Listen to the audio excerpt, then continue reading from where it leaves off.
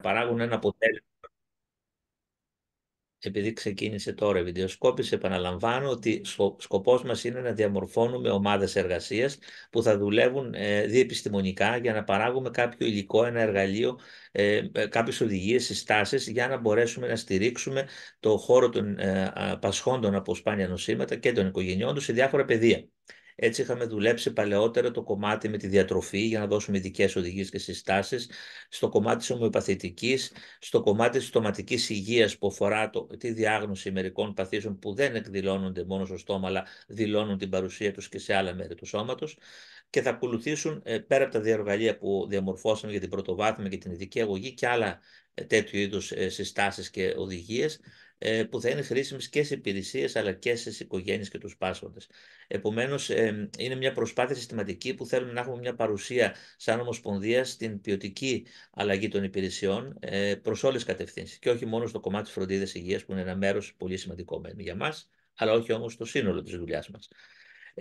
Να πούμε λοιπόν ότι στο πλαίσιο του εορτασμού της ημέρας αυτής οργανώσαμε αυτές τις δύο εκδηλώσεις ενημερωτικές και το υλικό αυτό που παρήχθη ήδη έχουμε στείλει επιστολές σε όλα τα κέντρα εμπειρογνωμοσύνης με τα δύο αυτά εργαλεία ώστε να το αξιοποιήσουν κατά το δοκούν, κατά τη δυνατότητά τους, προσαρμόζοντάς τους στις ιδιαιτερότητες των δικών τους κάθε φορά σπανίων νοσημάτων, να το βάλουν στο σχεδιασμό τους, στην επικοινωνία με τους επαγγελματίες υγείας ή τους άλλους επαγγελματίες όπως της εκπαίδευσης για σήμερα, για παράδειγμα, καθώς και να το χρησιμοποιήσουν στην επαναξιολόγησή τους, γιατί περνάμε την περίοδο που θα καταθέσουν εκ νέου φακέλους για επαναξιολόγηση κάποια από τα κέντρα που έχει λήξει η πενταετία τους, ώστε να μπορέσουν να μπει αυτό σε τεκμήριο στα κριτήρια που έχουν να κάνουν με την εξυπηρέτηση των ίδιων των πασχόντων και των οικογενειών τους. Άρα να θεωρηθεί ένα θετικό βήμα διεύρυνσης του τρόπου προσέγγισης των ασθενών και των οικογενειών τους στην πρωτοβάθμια και στην ειδική αγωγή. Αυτό όμως δεν σημαίνει ότι μένουμε μόνο στο κομμάτι αυτό, δηλαδή ότι γνωστοποιούμε τα εργαλεία, πρέπει να πιέσουμε να εφαρμοστούν τα εργαλεία. Ήδη οι γιατροί της πρωτοβάθμιας που μιλήσαμε χτες θα αξιοποιήσουν το εργαλείο, το έχουν κάνει διάχυση ήδη μέσω των επιστημονικών τους εταιριών. Έχουμε στείλει και στο Υπουργείο Υγείας αντίστοιχα και στο Παιδείας επιστολές όπου θα γνωστοποιήσουν το εργαλείο αυτό σε όλους τους φορείς, ώστε ο καθένας στην πλευρά του να το πιέζει, να το διεκδικεί και εμείς από το χώρο των πασχόντων να διεκδικούν τους γιατρούς μας να έχουν ένα πιο πλήρες ιστορικό και στην πρωτοβάθμια και στην ειδική αγωγή, ώστε να βοηθιέται η εκπαίδευση των παιδιών με τον σωστό τρόπο, αλλά και οι ίδιοι οι ιατροί και επαγγελματίες υγείας να μπορούν να αξιοποιούν τις πληροφορίες αυτές και να αναλάβουν την ανίχνευση περιστατικών και την παραπομπή τους στα ειδικότερα κέντρα και να έχουν μετά τη στήριξη που χρειάζεται. Άρα, πέρα από το ευχολόγιο και τη δουλειά που κάναμε αρκετοί άνθρωποι στο διάστημα αυτό, σκοπός είναι να έχουμε το αποτέλεσμα στην υλοποίηση των πραγμάτων και να το δούμε μπροστά μας να γίνεται πράξη. Έτσι λοιπόν η Ομοσπονδία περίπου το καλοκαίρι προσέγγισε τα μέλη της ομάδας εργασίας τα οποία υπάρχουν στο εργαλείο αυτό από πίσω πάντα σαν τεκμηρίωση της διεπιστημονικότητας. Κλήθηκαν ειδικοί επαγγελματίες του χώρου της ειδικής αγωγής και εκπαίδευσης, οι οποίοι με πολύ προθυμία εκπροσώπησαν τους φορείς και συμμετείχαν. Υπήρχαν ιατροί από διάφορους χώρους και από νοσοκομεία και την πρωτοβάθμια και τον Ινστιτούτο Υγείας του Παιδιού και υπήρχαν και φυσικά και εκπρόσωποι των φορέων των ασθενών για να δώσουν την πλευρά του γονιού, του ενδιαφέροντος που έχουμε εμείς πια σαν ίδιοι σύλλογοι. Έτσι λοιπόν καταλήξαμε στο εργαλείο αυτό που θα παρουσιάσουμε σήμερα και θα μας παρουσιάσουν και θα σχολιάσουν οι ίδιοι οι άνθρωποι που το δούλεψαν, που το πρότειναν, που το διαμόρφωσαν και αυτό είναι μεγάλη μας χαρά γιατί ο καθένας στον τομέα του είναι ιδιαίτερα σημαντικός και φαντάζομαι θα είναι και μεταλαμπαδευτής αυτής της προσπάθειας. Σήμερα όμως θα ήθελα να πάρω την ευκαιρία πριν δώσω το λόγο στους πρώτους ομιλητές να θυμίσω σε όλους ότι σαν και πέρυσι την μέρα αυτή, μέρα των σπανίων παθήσεων πέρυσι, έγινε αυτό το σπάνιο και δυστυχώς πολύ τραγικό δυστύχημα του συνδρομικού εγκλήματος των τεμπών που βρήκαν έχασαν τη ζωή τους 57 άνθρωποι και τραυματίστηκαν πάνω από 100 που βιώνουν αυτή την κατάσταση σαν μια τραγική πορεία στη ζωή τους. Άρα επομένως το γεγονός αυτό έπεσε πάνω στη μέρα σπανίων παθήσεων. Πέρυσι μας αποδιοργάνωσε όλους στις προσπάθειές μας να προβάλλουμε το υλικό των σπανίων παθήσεων. Εμείς θέλουμε να υποστηρίξουμε την προσπάθεια και τον αγώνα που κάνουν οι οικογένειες και ο φορέας τους. Υποσχόμαστε ότι μετά την πάροδο αυτής των εκδηλώσεων θα έρθουμε σε επικοινωνία με το φορέα ώστε να δούμε τρόπους συνεργασίας και προβολής τους, ίσως από κάποιες δράσεις που κάνουμε. Επομένως, θα ήθελα, τιμώντας τη μνήμη των θυμάτων, να κρατήσουμε ενός λεπτού σιγή πριν ξεκινήσουμε την εργασία της σημερινής μας παρουσίασης, τιμώντας τους νεκρούς αυτής της ημέρας. Σας παρακαλώ να κρατήσουμε ενός λεπτού σιγή από αυτή τη στιγμή και θα σας ενημερώσω όταν λήξει το λεπτό. Ευχαριστώ.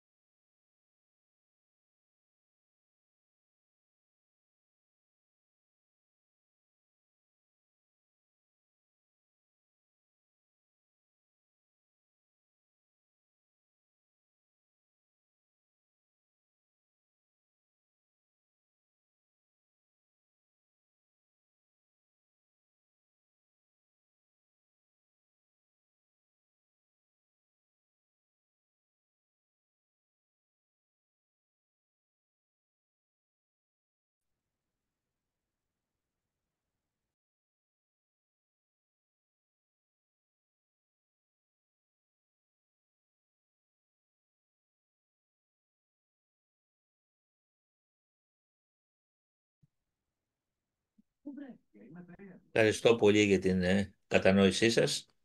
Εύχομαι να είναι στη μνήμη όλων μας και να αποτελεί ο αγώνας των γονιών και των συγγενών τους παράδειγμα αγωνιστικών κινητοποιήσεων και δικαίωσης με κάθε τρόπο των δίκαιων αιτημάτων και αγώνων που κάνουν.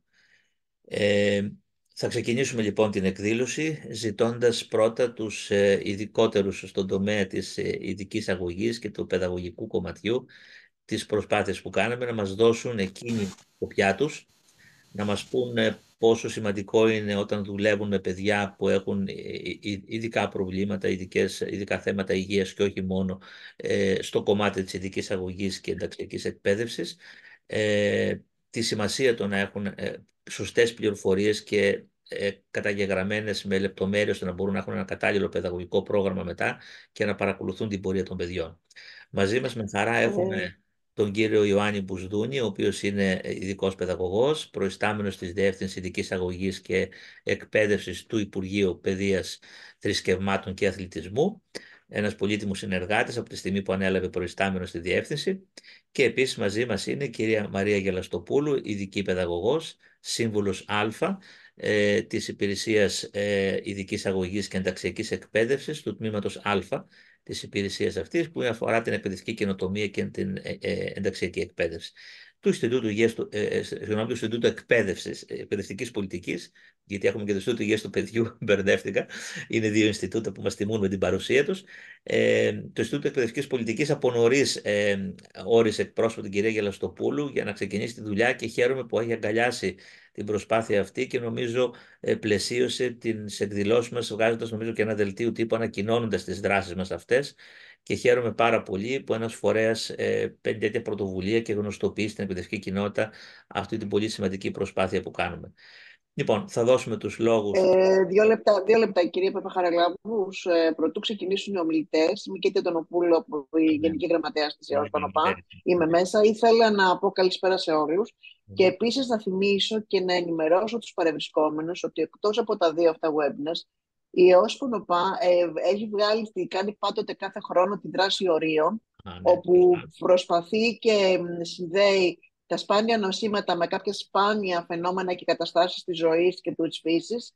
Για φέτος έχει συνδέσει σπάνια νοσήματα με τα απολιθώματα από το Μουσείο Φυσικής Ιστορίας της Λέσβου. Είναι της Λέσβου, δεν κάνω λάθος, της Λίμνου, της Μυτιλήνης βασικά, στη Μυτιλήνη, ναι. Το έχουμε ανακοινώσει στο δελτίο τύπου και έχουμε πολύ μεγάλη απήχηση και με πολύ μεγάλη χαρά θα μπορούσαμε να σας στείλουμε σε όλους τους συμμετέχοντες, εφόσον έχουμε τα email σας, το έντυπο αυτό για να δείτε τι είναι η δράση ορίων, τουλάχιστον η οποία είναι διαφορετική κάθε χρόνο. Ζητώ συγγνώμη για την διακοπή και κύριε Μπουσδούνη, ο λόγος εσάς. Ευχαριστώ πάρα πολύ. Καλά έκανες και το ανακοίνωσες και είναι μια δουλειά που την έχεις φτιάξει εσύ. Το έχουμε αναρτήσει και στον ιστότοπό μας, όποιος θέλει να το βρει.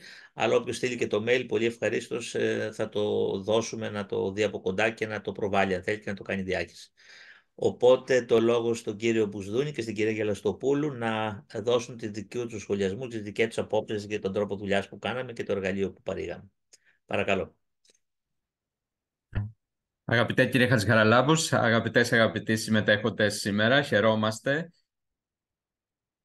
που είμαστε μαζί σας.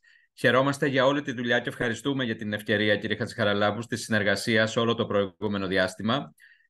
Πραγματικά από μέρος του Υπουργείου Παιδείας γενικότερα, από την Διεύθυνση Ειδικής Αγωγής και από το Ινστιτούτο Εκπαιδευτικής Πολιτικής, όπως είπατε, εγώ ως προϊστάμενος στη Διεύθυνση Ειδικής Αγωγής, η κυρία Γελαστοπούλου εκ μέρους του Ινστιτούτου Εκπαιδευτικής Πολιτικής, επίσης και η κυρία Χριστοπούλου που είναι προϊσταμένη του τμήματος Γ της Διεύθυνσης Ειδικής Αγωγής, συμμετείχαμε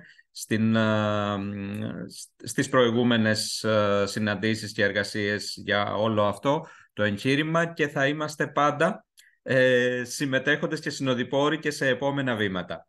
Με την κυρία Γελαστοπούλου, λοιπόν, θα σας πούμε από την πλευρά της εκπαίδευσης και της ειδικής και ενταξιακής εκπαίδευσης, όπως το είπατε κι εσείς. Εγώ θα πω πιο γενικά πράγματα και η κυρία Γελαστοπούλου μετά, αγαπητή Μαρία, έχει στο πιο εξειδικευμένο κομμάτι της ανίχνευσης, του εξατομικευμένου προγράμματος και το πώς ακριβώς μπορούμε να υπηρετήσουμε όλους τους μαθητές μας στην εκπαιδευτική διαδικασία.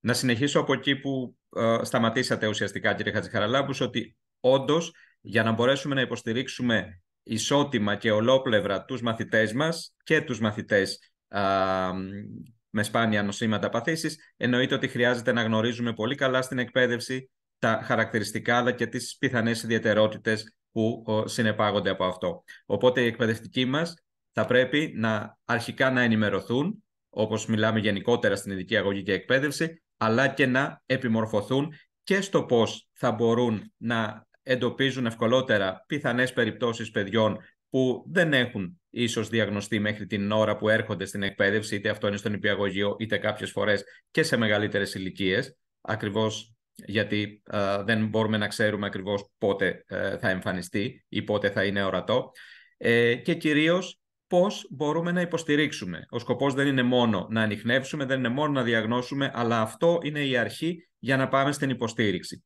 Και η υποστήριξη θα πρέπει να γίνει μέσα από τους θεσμούς που έχουμε έτσι κι αλλιώς στην εκπαίδευσή μας, για να μπορέσουμε να είμαστε και αποτελεσματικοί και να βοηθάμε και τους μαθητές και τις οικογένειές τους σε πολλές περιπτώσεις. Οπότε, να πούμε ότι οι δομές της εκπαίδευσης με τις οποίες μπορούμε να υποστηρίξουμε και τους μαθητές που είναι στην κατηγορία των μαθητών σπανιών νοσημάτων παθήσεων, από μέρους του Υπουργείου Παιδείας έχουμε τα σχολεία που είναι καθαρά τα σχολεία ειδικής αγωγής και εκπαίδευσης για παιδιά με μεγαλύτερες δυσκολίες, αλλά και τα σχολεία της γενικής εκπαίδευσης, όπου συνηθίζουμε να λέμε, όπου όμως και εκεί έχουμε δομές υποστήριξης. Έχουμε τις περιπτώσεις μαθητών που πιθανόν χρειάζονται ειδικό βοηθητικό προσωπικό για να εξυπηρετούνται στην καθημερινότητά τους και για να μπορέσει ένας μαθητής να έχει την παροχή του ειδικού βοηθητικού προσωπικού θα πρέπει να έχει μια αξιολογική έκθεση από τα ΚΕΔΑΣΥ, τα Κέντρα Διεπιστημονικής Αξιολόγησης, Συμβουλευτικής και Υποστήριξης. Επίσης, υπάρχει ο θεσμός του σχολικού νοσηλευτή για περιπτώσεις μαθητών οι οποίοι χρειάζονται και κάποιο είδους νοσηλευτικής παρέμβασης κατά τη διάρκεια της φοιτησής του στο σχολείο. Εδώ να πούμε ότι για τις περιπτώσεις χορήγησης και παροχής σχολικού νοσηλευτή δεν είναι τα ΚΕΔΑΣΥ υπεύθυνα, είναι τα νοσοκομεία και με γνωμάτευση δημόσιου νοσοκομείου, την οποία καταθέτει η οικογένεια στο σχολείο και αυτή προωθείται μέσω της Διεύθυνσης Εκπαίδευσης στο Υπουργείο Παιδείας, δίνεται η δυνατότητα για την υποστήριξη από σχολικό νοσηλευτή κατά τη διάρκεια των μαθημάτων, δηλαδή μέσα στο ορολόγιο πρόγραμμα του παιδιού. Για την εκπαιδευτική υποστήριξη στην γενική ενταξιακή εκπαίδευση έχουμε τα τμήματα ένταξης, εκπαιδευτικός ειδικής αγωγής και εκπαίδευσης που υποστηρίζει μαθησιακά αλλά και γενικότερα τον μαθητή ή τον θεσμό της παράλληλης στήριξης. Στις δύο τελευταίες περιπτώσεις χρειαζόμαστε πάλι την αξιολογική έκθεση από τα ΚΕΔΑΣΥ που είπαμε πριν. Άρα λοιπόν ως εκπαίδευση αυτό που έχουμε να κάνουμε και που θέλουμε να το προωθήσουμε και θα το προωθήσουμε είναι να ενημερωθούν, να επιμορφωθούν, να ευαισθητοποιηθούν όλοι οι εργαζόμενοι και στην εκπαίδευση, όπως είπαμε πριν, ειδική εκπαιδευτική, τμήματων ένταξης παράλληλης στήριξης, εκπαιδευτική της γενικής εκπαίδευσης, αλλά και οι συνάδελφοι που εργάζονται στα ΚΕΔΑΣΥ. Και σε αυτή την κατεύθυνση, όπως ακριβώς προβλέπουμε ως Υπουργείο Παιδείας τις κοινές διαδικασίες για την λειτουργία των ΚΕΔΑΣΗ και τα αξιολογικά εργαλεία γενικότερα για τις κατηγορίες των μαθητών που εμπίπτουν στους μαθητές με ειδικές εκπαιδευτικές ανάγκες ή στους μαθητές με αναπηρία, το ίδιο ακριβώς θα γίνει και για τους μαθητές που μπορεί να είναι με σπάνια νοσήματα παθήσεις. Οπότε χρειαζόμαστε εντοπισμό των ιδιαίτερων καταστάσεων υγείας αλλά και των πιθανών συμπεριφορών στη σχολική κοινότητα, ώστε να κατανοούμε καλύτερα όλα τα δεδομένα που έχει το παιδί στην εκπαίδευση και να είμαστε κάθε φορά να παρέχουμε στοχευμένη υποστήριξη. Πολλές περιπτώσεις μπορεί να έχουν παρόμοια χαρακτηριστικά. Θα πρέπει με κάποιο τρόπο να έχουμε τη σωστή ενημέρωση και θα πρέπει να έχουμε και τη σωστή διασύνδεση με τις κατάλληλες δομές, και γι' αυτό πρέπει να υπάρχει η διασύνδεση και με τα κέντρα εμπειρογνωμοσύνης αλλά και με όλες τις δομές του Υπουργείου Υγείας, ώστε να μπορούμε κάθε φορά να παρέχουμε στο μαθητή μας την σωστή υποστήριξη ανάλογα με αυτήν που χρειάζεται και με τις δυσκολίες του αλλά και με τις δυνατότητες που ο ίδιος ο μαθητής μας έχει. Οπότε λοιπόν θα πρέπει να δούμε πώς οι εκπαιδευτικοί μας αρχικά θα μπορέσουν να ανιχνεύσουν, να υποπτευτούν ίσως ότι μπορεί ο μαθητής να είναι μαθητής με σπάνιο νόσημα και άρα να κατευθύνουν την οικογένεια στο επόμενο στάδιο για να πάρει την αξιολογική έκθεση. Αλλά αν αυτό το επόμενο στάδιο είναι το ΚΕΔΑΣΗ και θα πρέπει το ΚΕΔΑΣΗ να διασυνδέσει την οικογένεια με μια δομή του Υπουργείου Υγείας, θα πρέπει να γνωρίζει με ποια χαρακτηριστικά και κάτω από ποιες προϋποθέσεις θα γίνει αυτή η διασύνδεση και να υπάρχει πάντα και το feedback. Δηλαδή γίνεται η παραπομπή, αλλά να ξέρουμε και ποιο είναι το αποτέλεσμα όλων αυτών των διαδικασιών. Στη συνέχεια, βέβαια, όπως προβλέπεται γενικά στην ειδική αγωγική εκπαίδευση, χρειαζόμαστε, όπως είπαμε, την εκπαιδευτική υποστήριξη, άρα χρειαζόμαστε και εδώ τη δημιουργία, τον σχεδιασμό, αλλά και την υλοποίηση ενός εξατομικευμένου προγράμματος εκπαίδευσης, το οποίο θα στοχεύει ακριβώς για να βοηθήσει τον μαθητή εκεί που δεν μπορεί μέσα από την γενική εκπαιδευτική διαδικασία. Επίσης, σε κάποιες περιπτώσεις χρειάζεται να δώσουμε εξοπλισμό. Χρειάζεται να δώσουμε υποστηρικτικές υπηρεσίες. Να είναι στοχευμένος αυτός ο εξοπλισμός και να μην είναι μια οριζόντια παροχή που πιθανόν να μην ταιριάζει σε όλους τους μαθητές μας. Αν χρειαζόμαστε εξοπλισμό που μπορεί να είναι ένα τάμπλετ, αν χρειαζόμαστε εξοπλισμό που μπορεί να είναι γενικότερα ένας ηλεκτρονικός υπολογιστής ή οτιδήποτε άλλο θα βοηθήσει το παιδί στην καθημερινότητά του μέσα στο σχολείο. Και σε αυτή το κομμάτι να πούμε ότι χρειαζόμαστε την υποστήριξη και όλων των ανθρώπινων πόρων του σχολείου. Είτε αυτός είναι ο εκπαιδευτικός που έχουμε αναφέρει μέχρι τώρα, ή αν στο σχολείο μας έχουμε και ψυχολόγο και κοινωνικό λειτουργό. Ευτυχώς τα τελευταία χρόνια, μέσα και από τα προγράμματα των Επιτροπών Διεπιστημονικής Υποστήριξης, έχουμε διεπιστημονική πια συνεργασία και διεπιστημονική υποστήριξη στις σχολικές μονάδες. Βασικό είναι ότι θα πρέπει να δούμε και τις διαδικασίες υποστήριξης των μαθητών μας σε ψυχοκοινωνικό επίπεδο.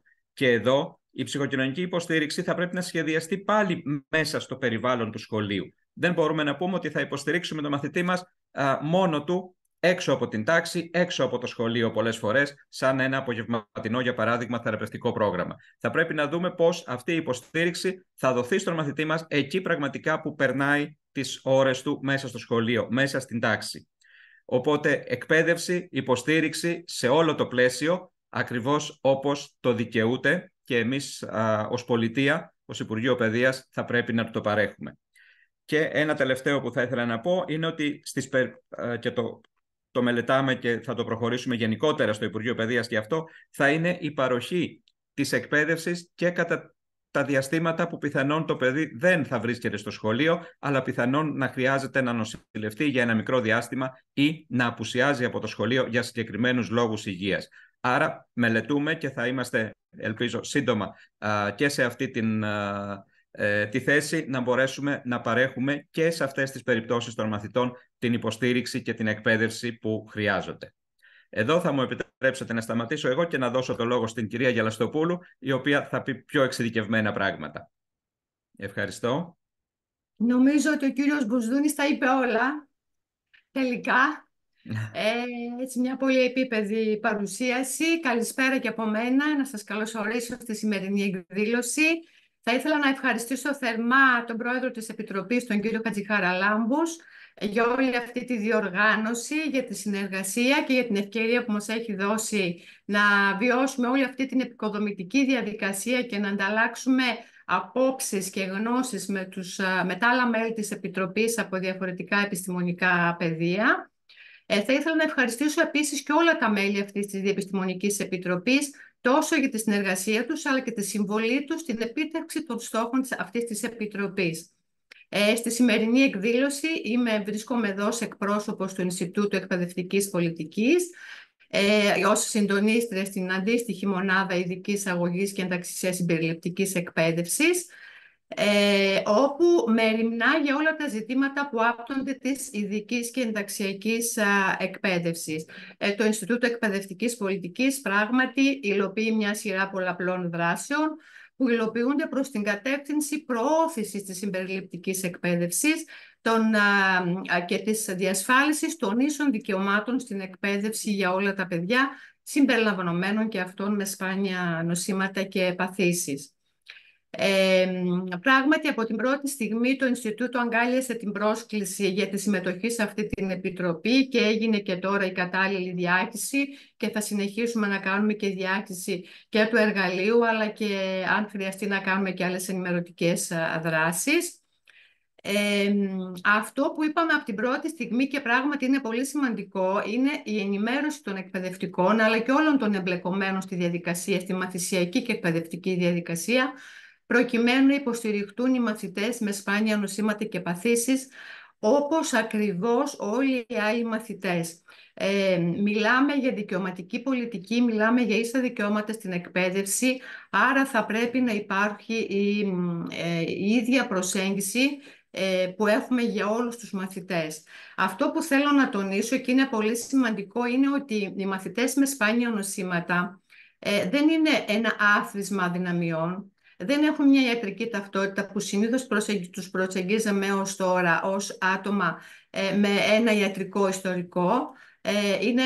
Είναι προσωπικότητες, είναι ένα σύνολο, έτσι, θα πρέπει να βλέπουμε το σύνολο της προσωπικότητας του παιδιού, να βλέπουμε τις δυνατότητες που έχουν και να αξιοποιούνται κατά το σχεδιασμό και την εφαρμογή του εξατομικευμένου εκπαιδευτικού προγράμματος. Αυτό που θέλουμε να τονίσουμε μέσα από αυτήν τη Διεπιστημονική Επιτροπή είναι ακριβώς η ολιστική και η διεπιστημονική προσέγγιση που θα πρέπει να γίνεται στην εκπαιδευτική και μαθησιακή διαδικασία. Η πρώιμη ανίχνευση, άρα και η έγκαιρη διάγνωση ως απόρρια της ανίχνευσης, είναι πάρα πολύ σημαντική για το σχεδιασμό του κατάλληλου εξατομικευμένου προγράμματος.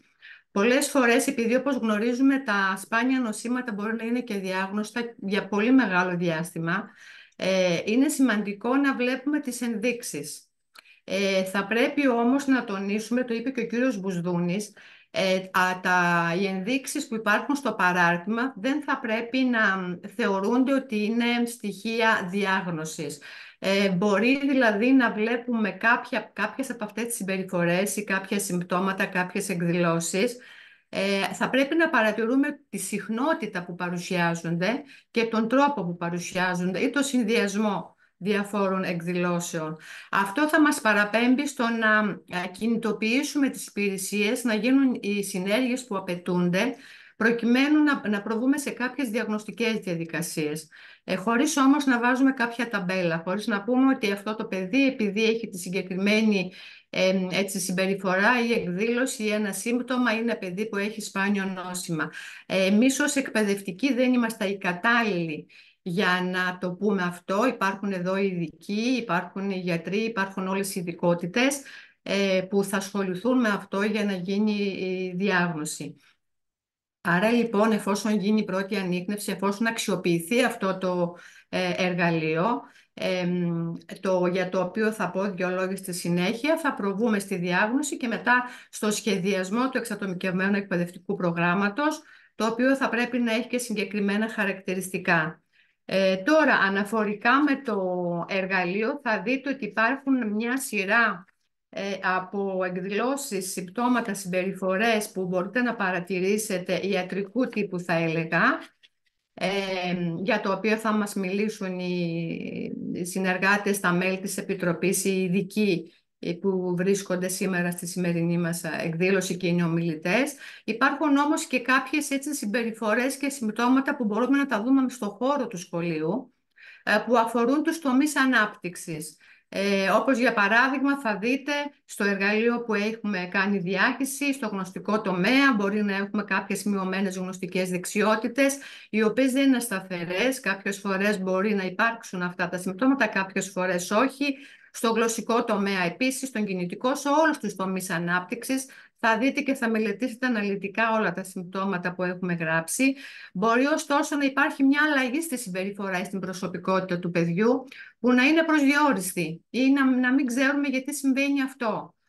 Θα πρέπει να μας υποψιάσει, μπορεί να υπάρχει απότομη έκπτωση της σχολικής επίδοσης ή εκρήξεις ή κάποια ατυχήματα κατά την αυτοεξυπηρέτηση του παιδιού, για παράδειγμα στην τουαλέτα. Κάποιες δηλαδή συμπεριφορές που δεν είναι μόνιμες, να το πω. Άρα λοιπόν αυτές οι αλλαγές ενδεχομένως κάτι να σημαίνουν. Όλα αυτά που έχουμε αναφέρει στο εργαλείο αποτελούν ενδείξεις, συμπεριφορές και καταστάσεις, οι οποίες όμως δεν σημαίνουν ότι το παιδί πράγματι μπορεί να έχει κάποιο νόσημα. Είναι στοιχεία, είναι ενδείξεις για ανίχνευση και για παραπομπή σε διάγνωση. Όσον αφορά τώρα το εξατομικευμένο εκπαιδευτικό πρόγραμμα, η εφαρμογή του οποίου είναι πάρα πολύ σημαντική αναφορικά με τον τρόπο που θα γίνει, αυτό που θα πρέπει να πούμε είναι ότι θα πρέπει να γίνεται διεπιστημονικά, δηλαδή να συμβάλλουν εκτός από τους εκπαιδευτικούς που ασχολούνται με το παιδί και όλοι οι γονείς. Θα πρέπει να είναι οπωσδήποτε στην ομάδα του σχεδιασμού του εξατομικευμένου εκπαιδευτικού προγράμματος, οι ειδικοί επιστήμονες, οι γιατροί που ασχολούνται με το παιδί για να μας δώσουν τις απαραίτητες γνώσεις, αλλά και όλες οι υπηρεσίες που εμπλέκονται στην υποστήριξη του παιδιού. Θα πρέπει το εξατομικευμένο πρόγραμμα να μην έχει ιατρικό χαρακτήρα. Θα πρέπει να είναι ένα παιδαγωγικό πρόγραμμα που θα βλέπει όχι μόνο τις αδυναμίες του παιδιού, αλλά και τις δυνατότητες που έχει να τις αξιοποιήσουμε για το σχεδιασμό της παρέμβασης, και βλέποντας αναλυτικά τις αδυναμίες στους διάφορους τομείς. Αυτό θα γίνει μέσα από την παρατήρηση αλλά και την αξιοποίηση του εργαλείου και κατά την παρατήρηση με βάση αυτά που αναφέραμε και αναφέρονται και στο παράρτημα. Μπορούμε να έχουμε πιο αναλυτικές πληροφορίες σε σχέση με για να σκιαγραφίσουμε τα χαρακτηριστικά του παιδιού σε όλους τους τομείς ανάπτυξης. Οπότε με βάση αυτό μπορεί να γίνει μετά το εξατομικευμένο πρόγραμμα και να δοθούν όλες οι υπηρεσίες υποστηρικτικές, εκπαιδευτικές ή όχι, τόσο μέσα στο σχολείο αλλά και εκτός σχολείου. Καθώς το εξατομικευμένο πρόγραμμα δεν σταματάει μέσα στο σχολείο, συνεχίζεται και έξω από το σχολείο, στο σπίτι αλλά και στην ευρύτερη κοινότητα. Και στο πλαίσιο αυτό θα πρέπει να υποστηρίζονται και οι γονείς για να μπορέσουν να συνεχίσουν το εξατομικευμένο στο σπίτι τους και να υπάρχει μια συνεχή έτσι ανατροφοδότηση και επικοινωνία και με τους ειδικούς, με τους γιατρούς που υποστηρίζουν τα παιδιά, για να μπορέσουμε να δώσουμε την καλύτερη και αποτελεσματικότερη υποστήριξη. Αυτά σε σχέση με το εξατομικευμένο πρόγραμμα. Θα ήθελα να πω 2 λόγια και σε σχέση με τα παιδιά που έχουν διαγνωστεί και βρίσκονται ενδεχομένως σε κάποιο πλαίσιο νοσοκομείου ή μπαίνουν-βγαίνουν στο νοσοκομείο. Είναι πολύ σημαντικό να δούμε πώς θα διαμορφωθεί η υποστήριξη και σε αυτό το πλαίσιο. Ισχύουν οι ίδιες αρχές που είπαμε και για τα παιδιά που δεν έχουν διαγνωστεί, αλλά ενδεχομένως να είναι στο σχολείο με σπάνια νοσήματα. Θα πρέπει στο πλαίσιο αυτό επίσης μέσα στο νοσοκομείο να φαίνεται ότι υπάρχει μια συνέχεια του εκπαιδευτικού περιβάλλοντος. Υπάρχουν διάφορες πρακτικές που βλέπουμε να αρχίσουν να εφαρμόζονται στα διάφορα κράτη και μελετώνται και στην Ελλάδα. Για παράδειγμα, θα μπορούμε να υπάρχει μεταφορά του σχολικού, του εκπαιδευτικού πλαισίου στο νοσοκομείο, αξιοποιώντας την τεχνολογία, για παράδειγμα. Θα μπορούσαν οι εκπαιδευτικοί μέσα από μια τηλεδιάσκεψη ή τρόπους που θα βρουν μεταξύ τους οι εκπαιδευτικοί να έρχεται το παιδί από το νοσοκομιακό περιβάλλον σε επαφή με το σχολικό περιβάλλον, ώστε γυρνώντας στο σχολείο να μην υπάρχει η πλήρη αποκοπή. Γιατί το ότι ένα παιδί με λόγους υγείας θα πρέπει να βρίσκεται εκτός σχολείου, αυτό δεν σημαίνει ότι θα πρέπει να υπάρχει αποκοπή από την εκπαίδευση και το καθημερινό σχολικό περιβάλλον. Θα πρέπει ο νοσοκομιακός χώρος να μετατρέπεται σε ένα κοινωνικό χώρο γνώσης που προσαρμόζεται στις ανάγκες των νοσηλευόμενων παιδιών, είτε μέσω εκπαιδευτικών προγραμμάτων και μέσα από την υποστήριξη και την ενίσχυση της ικανοποίησης και της ενθάρρυνσης να συμμετέχουν σε εκπαιδευτικές διαδικασίες. Όλα τα παιδιά έχουν δικαίωμα στην παροχή εκπαίδευσης, είτε βρίσκονται στο σχολείο, είτε βρίσκονται στο σπίτι, είτε βρίσκονται στο νοσοκομείο για λόγους υγείας. Θα πρέπει λοιπόν να φροντίσουμε, να μεριμνήσουμε να υπάρχει συνέχιση της εκπαιδευτικής διαδικασίας για να μπορέσουν να διατηρήσουν το μαθητικό τους ρόλο. Θα πρέπει να φροντίσουμε αυτό το νοσοκομιακό σχολείο να προσδίδει την αίσθηση της κανονικότητας στα παιδιά και στους εφήβους που ασθενούν και οποιαδήποτε εκπαιδευτική υποστήριξη να είναι προσαρμοσμένη στις ανάγκες, στις ικανότητες αλλά και στις αδυναμίες του παιδιού προκειμένου να υπάρχει η εξέλιξη που θέλουμε, λαμβάνοντας υπόψη και σεβόμενοι πάντα τους ρυθμούς του παιδιού, τα ιδιαίτερα χαρακτηριστικά και τις ανάγκες που προκύπτουν κάθε φορά.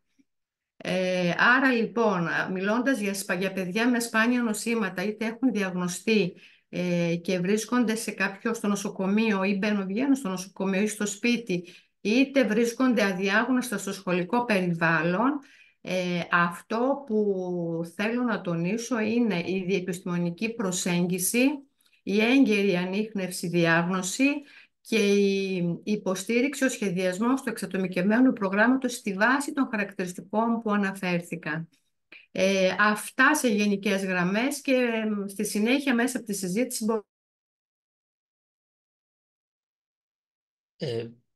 νομίζω πως κάτι μπλοκάρισε με το μικρόφωνο σας, κυρία Γελαστοπούλου. Σταμάτησε απότομα η ομιλία σας.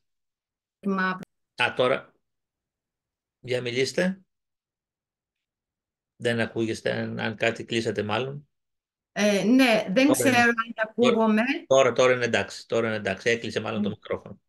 Ωραία, να ευχαριστήσω για την αρχική εισήγηση και παρουσίαση των διαστάσεων που αφορούν την ειδική αγωγή και την ενταξιακή εκπαίδευση. Είναι πολύ σημαντικά τα χαρακτηριστικά. Πάντα ο παιδαγωγός και ο εκπαιδευτικός και το άλλο ειδικό επιστημονικό προσωπικό που πλαισιώνει τις μονάδες είναι σημαντικός αρρωγός. Και αυτή ακριβώς τη γεφύρωση θέλουμε να πετύχουμε του περιβάλλοντος του εκπαιδευτικού και του περιβάλλοντος της φροντίδας υγείας, που δεν είναι πάντα δεδομένη, γιατί πολλές φορές οι κατάλληλες πληροφορίες από τη μία πλευρά προς την άλλη μπορούν να οικοδομήσουν αυτό που είπατε πριν, το εξατομικευμένο πρόγραμμα του παιδιού. Πάντα σεβόμενη τη διαφορετικότητα που μπορεί να υπάρχει και τα δεδομένα, τα προσωπικά που άπτονται των νοσημάτων των σπανίων. Δεν είναι μια απλή κατάσταση συμπεριφοράς, υπόκειται από πίσω πολλά πράγματα. Θα δούμε αργότερα, θα μας μιλήσει και η κυρία Πρασούλη και η κυρία κυρία Πόνς, για το κομμάτι το ότι πολλά σπάνια νοσήματα που εμφανίζονται στην παιδική ηλικία δεν εκδηλώνουν νωρίς τα συμπτώματα. Μπορεί να έχουμε ένα-δύο προβλήματα και αυτά να εμφανίζονται και σε διαφορετικές φάσεις καθώς το παιδί μεγαλώνει. Και άρα να γίνεται πιο πολύπλοκη και πιο δύσκολη δουλειά. Άρα θέλει συνεχώς ανατροφοδότηση στο σχέδιο αυτό. Γιατί μπορεί να υπάρχουν δυσκολίες που να εμφανιστούν αργότερα, ας πούμε, στην εφηβεία ή στην πρώιμη εφηβεία, στην προεφηβεία. Και είναι πολύ σημαντικό να διαφυλάξουμε και να συνδεθούμε πολύ σωστά με τις αρμόδιες υπηρεσίες που θα μας δώσουν τη σωστή πληροφορία, για να υπάρχει αυτή, όπως λέγαμε, η σωστή γνωμοδότηση του γιατρού που θα έχει όλα τα στοιχεία μέσα και κυρίως του παιδιάτρου που θα περάσει ο ρόλος του από εκεί, έτσι, να συλλέξει όλη την πληροφορία που χρειάζεται και από τα ειδικά κέντρα ακόμα και ενηλίκων. Γιατί πολλά κέντρα από αυτά που θα δούμε, από τα 37 που υπάρχουν στην Ελλάδα, κέντρα εμπειρογνωμοσύνης, τα 6 είναι παιδιατρικά και τα υπόλοιπα είναι για ενηλίκους. Αλλά αν συμβούν όμως κάποια προβλήματα που έχει εμπειρογνωμοσύνη ένα ειδικό κέντρο στο Λαϊκό ή στον Ευαγγελισμό ή στη Λάρισα, θα συνεργαστεί έτσι ο παιδίατρος με το ανάλογο κέντρο για να μπορεί να πάρει την πληροφορία και να την εξατομικεύσει πάνω στις ανάγκες του παιδιού. Άρα λοιπόν χρειάζεται να υπάρχει αυτή η σύνδεση της εκπαιδευτικής κοινότητας με την φροντίδα υγείας της μονάδας. Λοιπόν, να ζητήσω ένα πρώτο σχολιασμό από την ομάδα των επιστημόνων υγείας. Είναι μαζί μας η κυρία Πρασούλη. Η κυρία Πρασούλη Αλεξία είναι αναπτυξιολόγος παιδίατρος. Είναι στέλεχος της Διεύθυνσης Κοινωνικής και Αναπτυξιακής Παιδιατρικής του Ινστιτούτου Υγείας του Παιδιού. μια πολύτιμη συνεργάτη και σε άλλα προγράμματα, τόσο του Υπουργείου Υγείας όσο και των φορέων μας που δουλεύουμε και από εκπαιδευτική πλευρά, αλλά και από πλευράς πρόληψης και προαγωγής υγείας των παιδιών. Έχει δουλέψει και το κομμάτι του εργαλείου που δώσαμε για να μπορέσουμε να καταφύγουμε σε μια πρώιμη ανίχνευση, υποψία. Έτσι, οι παιδαγωγοί δεν θα κάνουν διάγνωση, μια πρώιμη υποψία, έτσι, της κατάστασης που μπορεί να οδηγήσει σε ένα σπάνιο. Και εγώ πριν ξεκινήσει η κυρία Πρασούλη, θέλω να κάνω το σχολιασμό που έχουμε βάλει στο τέλος, ότι κάθε εικόνα που βλέπουμε σε ένα παιδί δεν σημαίνει πάντοτε ότι είναι σπάνιο. Μπορεί τα χαρακτηριστικά αυτά να υπάρχουν και σε χρόνια νοσήματα, έτσι, ή μπορεί να είναι μια συμπεριφορά που προκύπτει λόγω μιας κατάστασης παροδικής. Άρα λοιπόν δεν πρέπει το μυαλό μας πάντα να πηγαίνει, γιατί όλα αυτά, έτσι, δεν οδηγούν πάντα στο μυαλό μας ένα σπάνιο. Αλλά πολλά από αυτά μπορούμε να τα βρούμε σε ένα σπάνιο. Και παίζει ακριβώς ρόλο η ένταση, η συχνότητα, η ευνηδιότητα της κατάστασης αν προκύψει, όλα αυτά να μας οδηγήσουν σε μια υποψία. Οπότε δίνω το λόγο στην κυρία Πρασούλη να μας κάνει ένα πρώτο σχολιασμό του εργαλείου και της δουλειάς που έγινε από πλευράς των επαγγελματιών υγείας. Καλησπέρα σας. Δεν ξέρω αν βλέπετε την παρουσίαση. Θα μπορούσατε να με ενημερώσετε? Ναι, τη βλέπουμε, κυρία Πράσουλη. Τη βλέπουμε. Ωραία, ευχαριστώ πολύ. Είναι μια πολύ σύντομη παρουσίαση για να διευκολύνει λίγο την παρουσίαση λίγο του εργαλείου που διαμορφώθηκε μέσα από αυτή την ομάδα εργασίας. Πριν ξεκινήσω, θα ήθελα να συγχαρώ τον κύριο Χατζηχαραλάμπους, που ως πρόεδρος της Ελληνικής Ομοσπονδίας Σπάνιων Νοσημάτων συντέλεσε στη διαμόρφωση αυτού του εργαλείου βασικών οδηγιών και κατευθύνσεων πάνω στη διαχείριση των σπάνιων νοσημάτων και παθήσεων, έτσι, στο πλαίσιο της ειδικής αγωγής και εκπαίδευσης, αλλά και τη δράση ορίων, που πραγματικά είναι μια εξαιρετική προσπάθεια, πολύ επιτυχημένη και στοχευμένη ήταν η σύνδεση των κάποιων σπάνιων νοσημάτων με τα απολιθωμένα ευρήματα στο απολιθωμένο δάσος της Λέσβου. Μου φάνηκε εξαιρετικό, συγχαρητήρια. Επίσης, να ευχαριστήσω τον κύριο Χατζηχαραλάμπους για την μεγάλη τιμή να συμμετάσχω σε αυτή την ομάδα εργασίας και να συνεργαστώ μαζί σας με τον κύριο Μποζούνη, την κυρία Γελαστοπούλου, την κυρία Πόντς. Λοιπόν, θα ξεκινήσω λέγοντας ότι αυτό το εργαλείο ουσιαστικά αναφέρεται σε αδρές κατευθυντήριες οδηγίες που σαν κύριο στόχο έχουν την πρώιμη αναγνώριση και στη συνέχεια τη διάγνωση σπανίων νοσημάτων και παθήσεων, την καταγραφή των λειτουργικών δυσκολιών που τα νοσήματα αυτά προκαλούν, την δυνατότητα να ξεκινήσουμε μια πρώιμη παρέμβαση που θα την όριζα στη συγκεκριμένη περίπτωση ως την παρέμβαση που γίνεται στα πρώτα 4 χρόνια της ζωής, και στη συνέχεια να προχωρήσουμε σε μια έγκυρη εκπαιδευτική παρέμβαση, η οποία γίνεται στον χώρο της υποχρεωτικής σχολικής εκπαίδευσης που πλέον ξεκινάει από τα 4 έτη, και τη διαχείριση των σπάνιων αυτών των παιδιών με σπάνια νοσήματα στις σχολικές μονάδες μέσα από ένα εξατομικευμένο πρόγραμμα, σύμφωνα με τις κατευθύνσεις που θα πρέπει να δίνουν πλέον τα κέντρα εμπειρογνωμοσύνης, αλλά και οι γιατροί που συστηματικά παρακολουθούν τα παιδιά αυτά.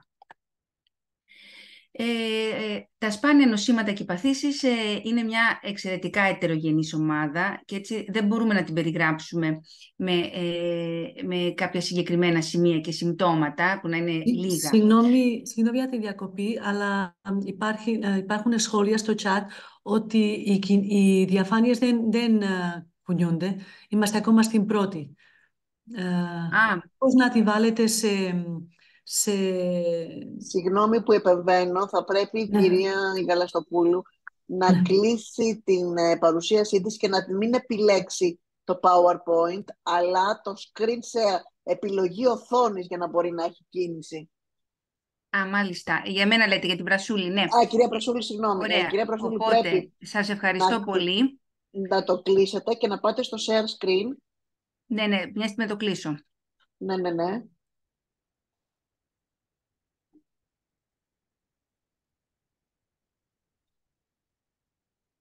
Κάντε close το share screen. Τέλος προβολής, ναι. Ωραία, ξανακάντε πάλι τέλος προβολής. Ξανακάντε πλέον share screen. Πάλι θα πρέπει να επιλέξετε την οθόνη, όχι το PowerPoint.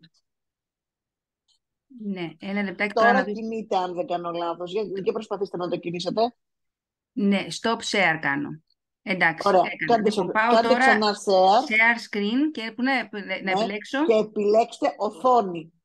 Έχετε ανοίξει το PowerPoint το δικό σας? Ένα λεπτάκι να το ανοίξω, ναι. Ανοίξτε το. Ωραία, το άνοιξα. Πηγαίνετε στο share screen τώρα και κάντε επιλογή οθόνης. Τώρα χάθηκα. Λοιπόν, κλείστε το, ανοίξτε την παρουσίασή σας στο desktop επάνω, στην επιφάνειά σας. Ναι, την έχω ανοιχτή, αλλά όχι ολόκληρη. Όχι, όχι, όπως είναι. Πηγαίνετε Ναι. στο Zoom και επιλέξτε, όπως είστε στο Zoom, στο share screen και επιλέξτε share screen, το πράσινο το κουμπάκι. Ναι, έχετε δίκιο, αλλά μια στιγμή δεν μπορώ. Α, ναι, εντάξει, τώρα μπήκα. Ναι, ναι. Share screen, το πράσινο το κουμπάκι. Το Ωραία. επέλεξα. Όταν Ναι. θα φτάσετε εκεί θα επιλέξετε οθόνη. Οθόνη. Screen. Όχι το PowerPoint, οθόνη. Ναι. Οθόνη. Screen, γράφει screen, θα δείτε, κυρία Πρασούλη. Α, ναι, ναι, μαύρο. το βρήκα. Ναι, ναι, το επέλεξα. Ωραία. Ναι. Ωραία. Για να το κάνω επιλέξτε share. για να το δούμε. Ναι, ναι.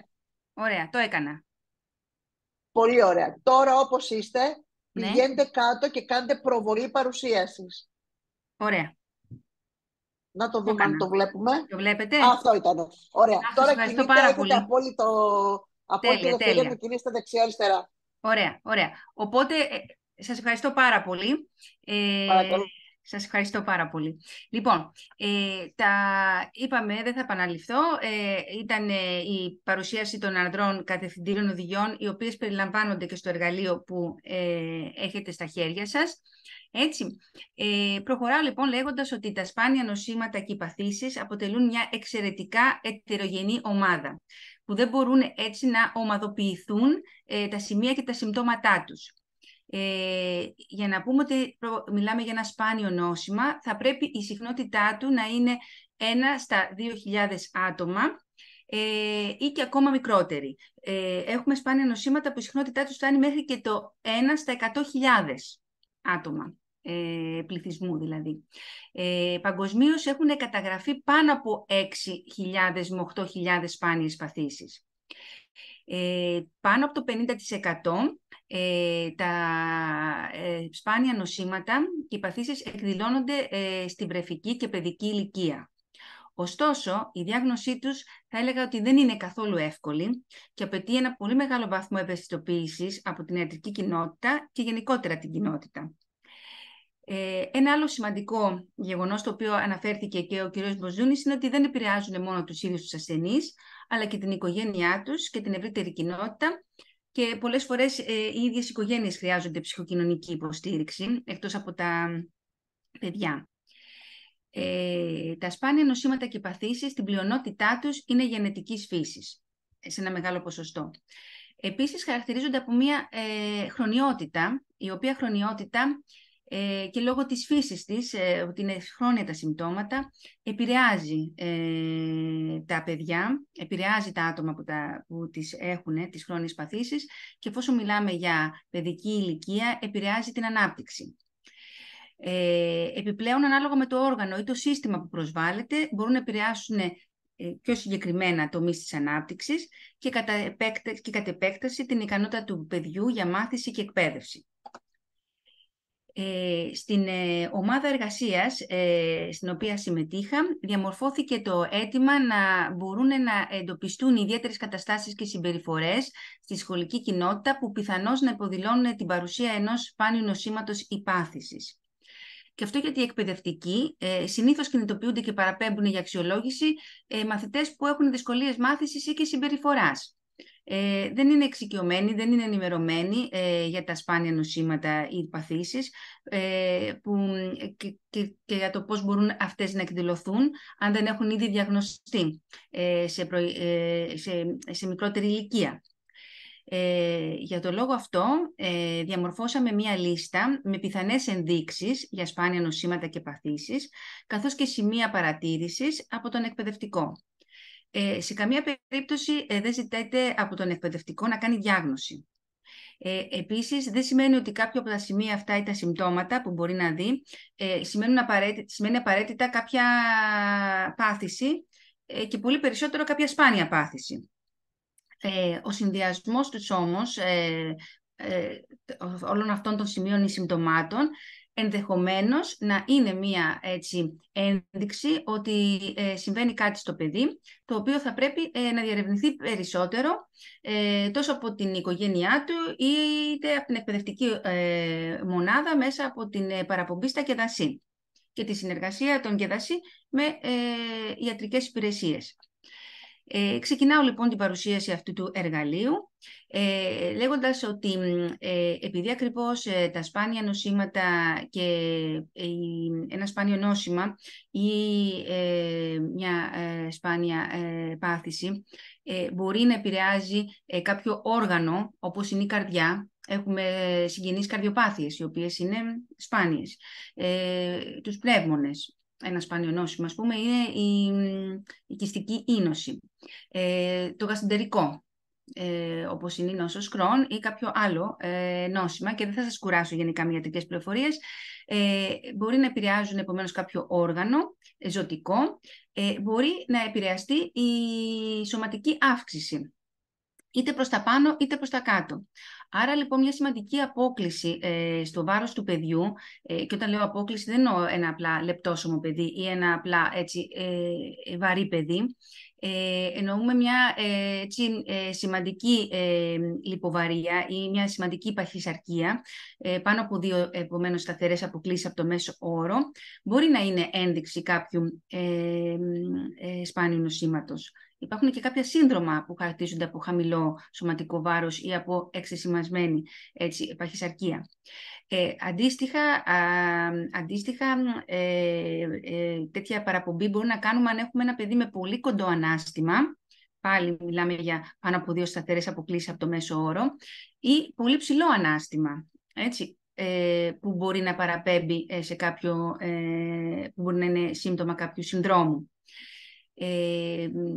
Κάτι άλλο που μπορεί να έχει διαφύγει είναι ένα παιδί που έχει αρκετές γενετικές ανομαλίες που μπορεί να έχουν αποδοθεί, ας πούμε, που μπορεί να μην έχουν απαραίτητα επισημανθεί.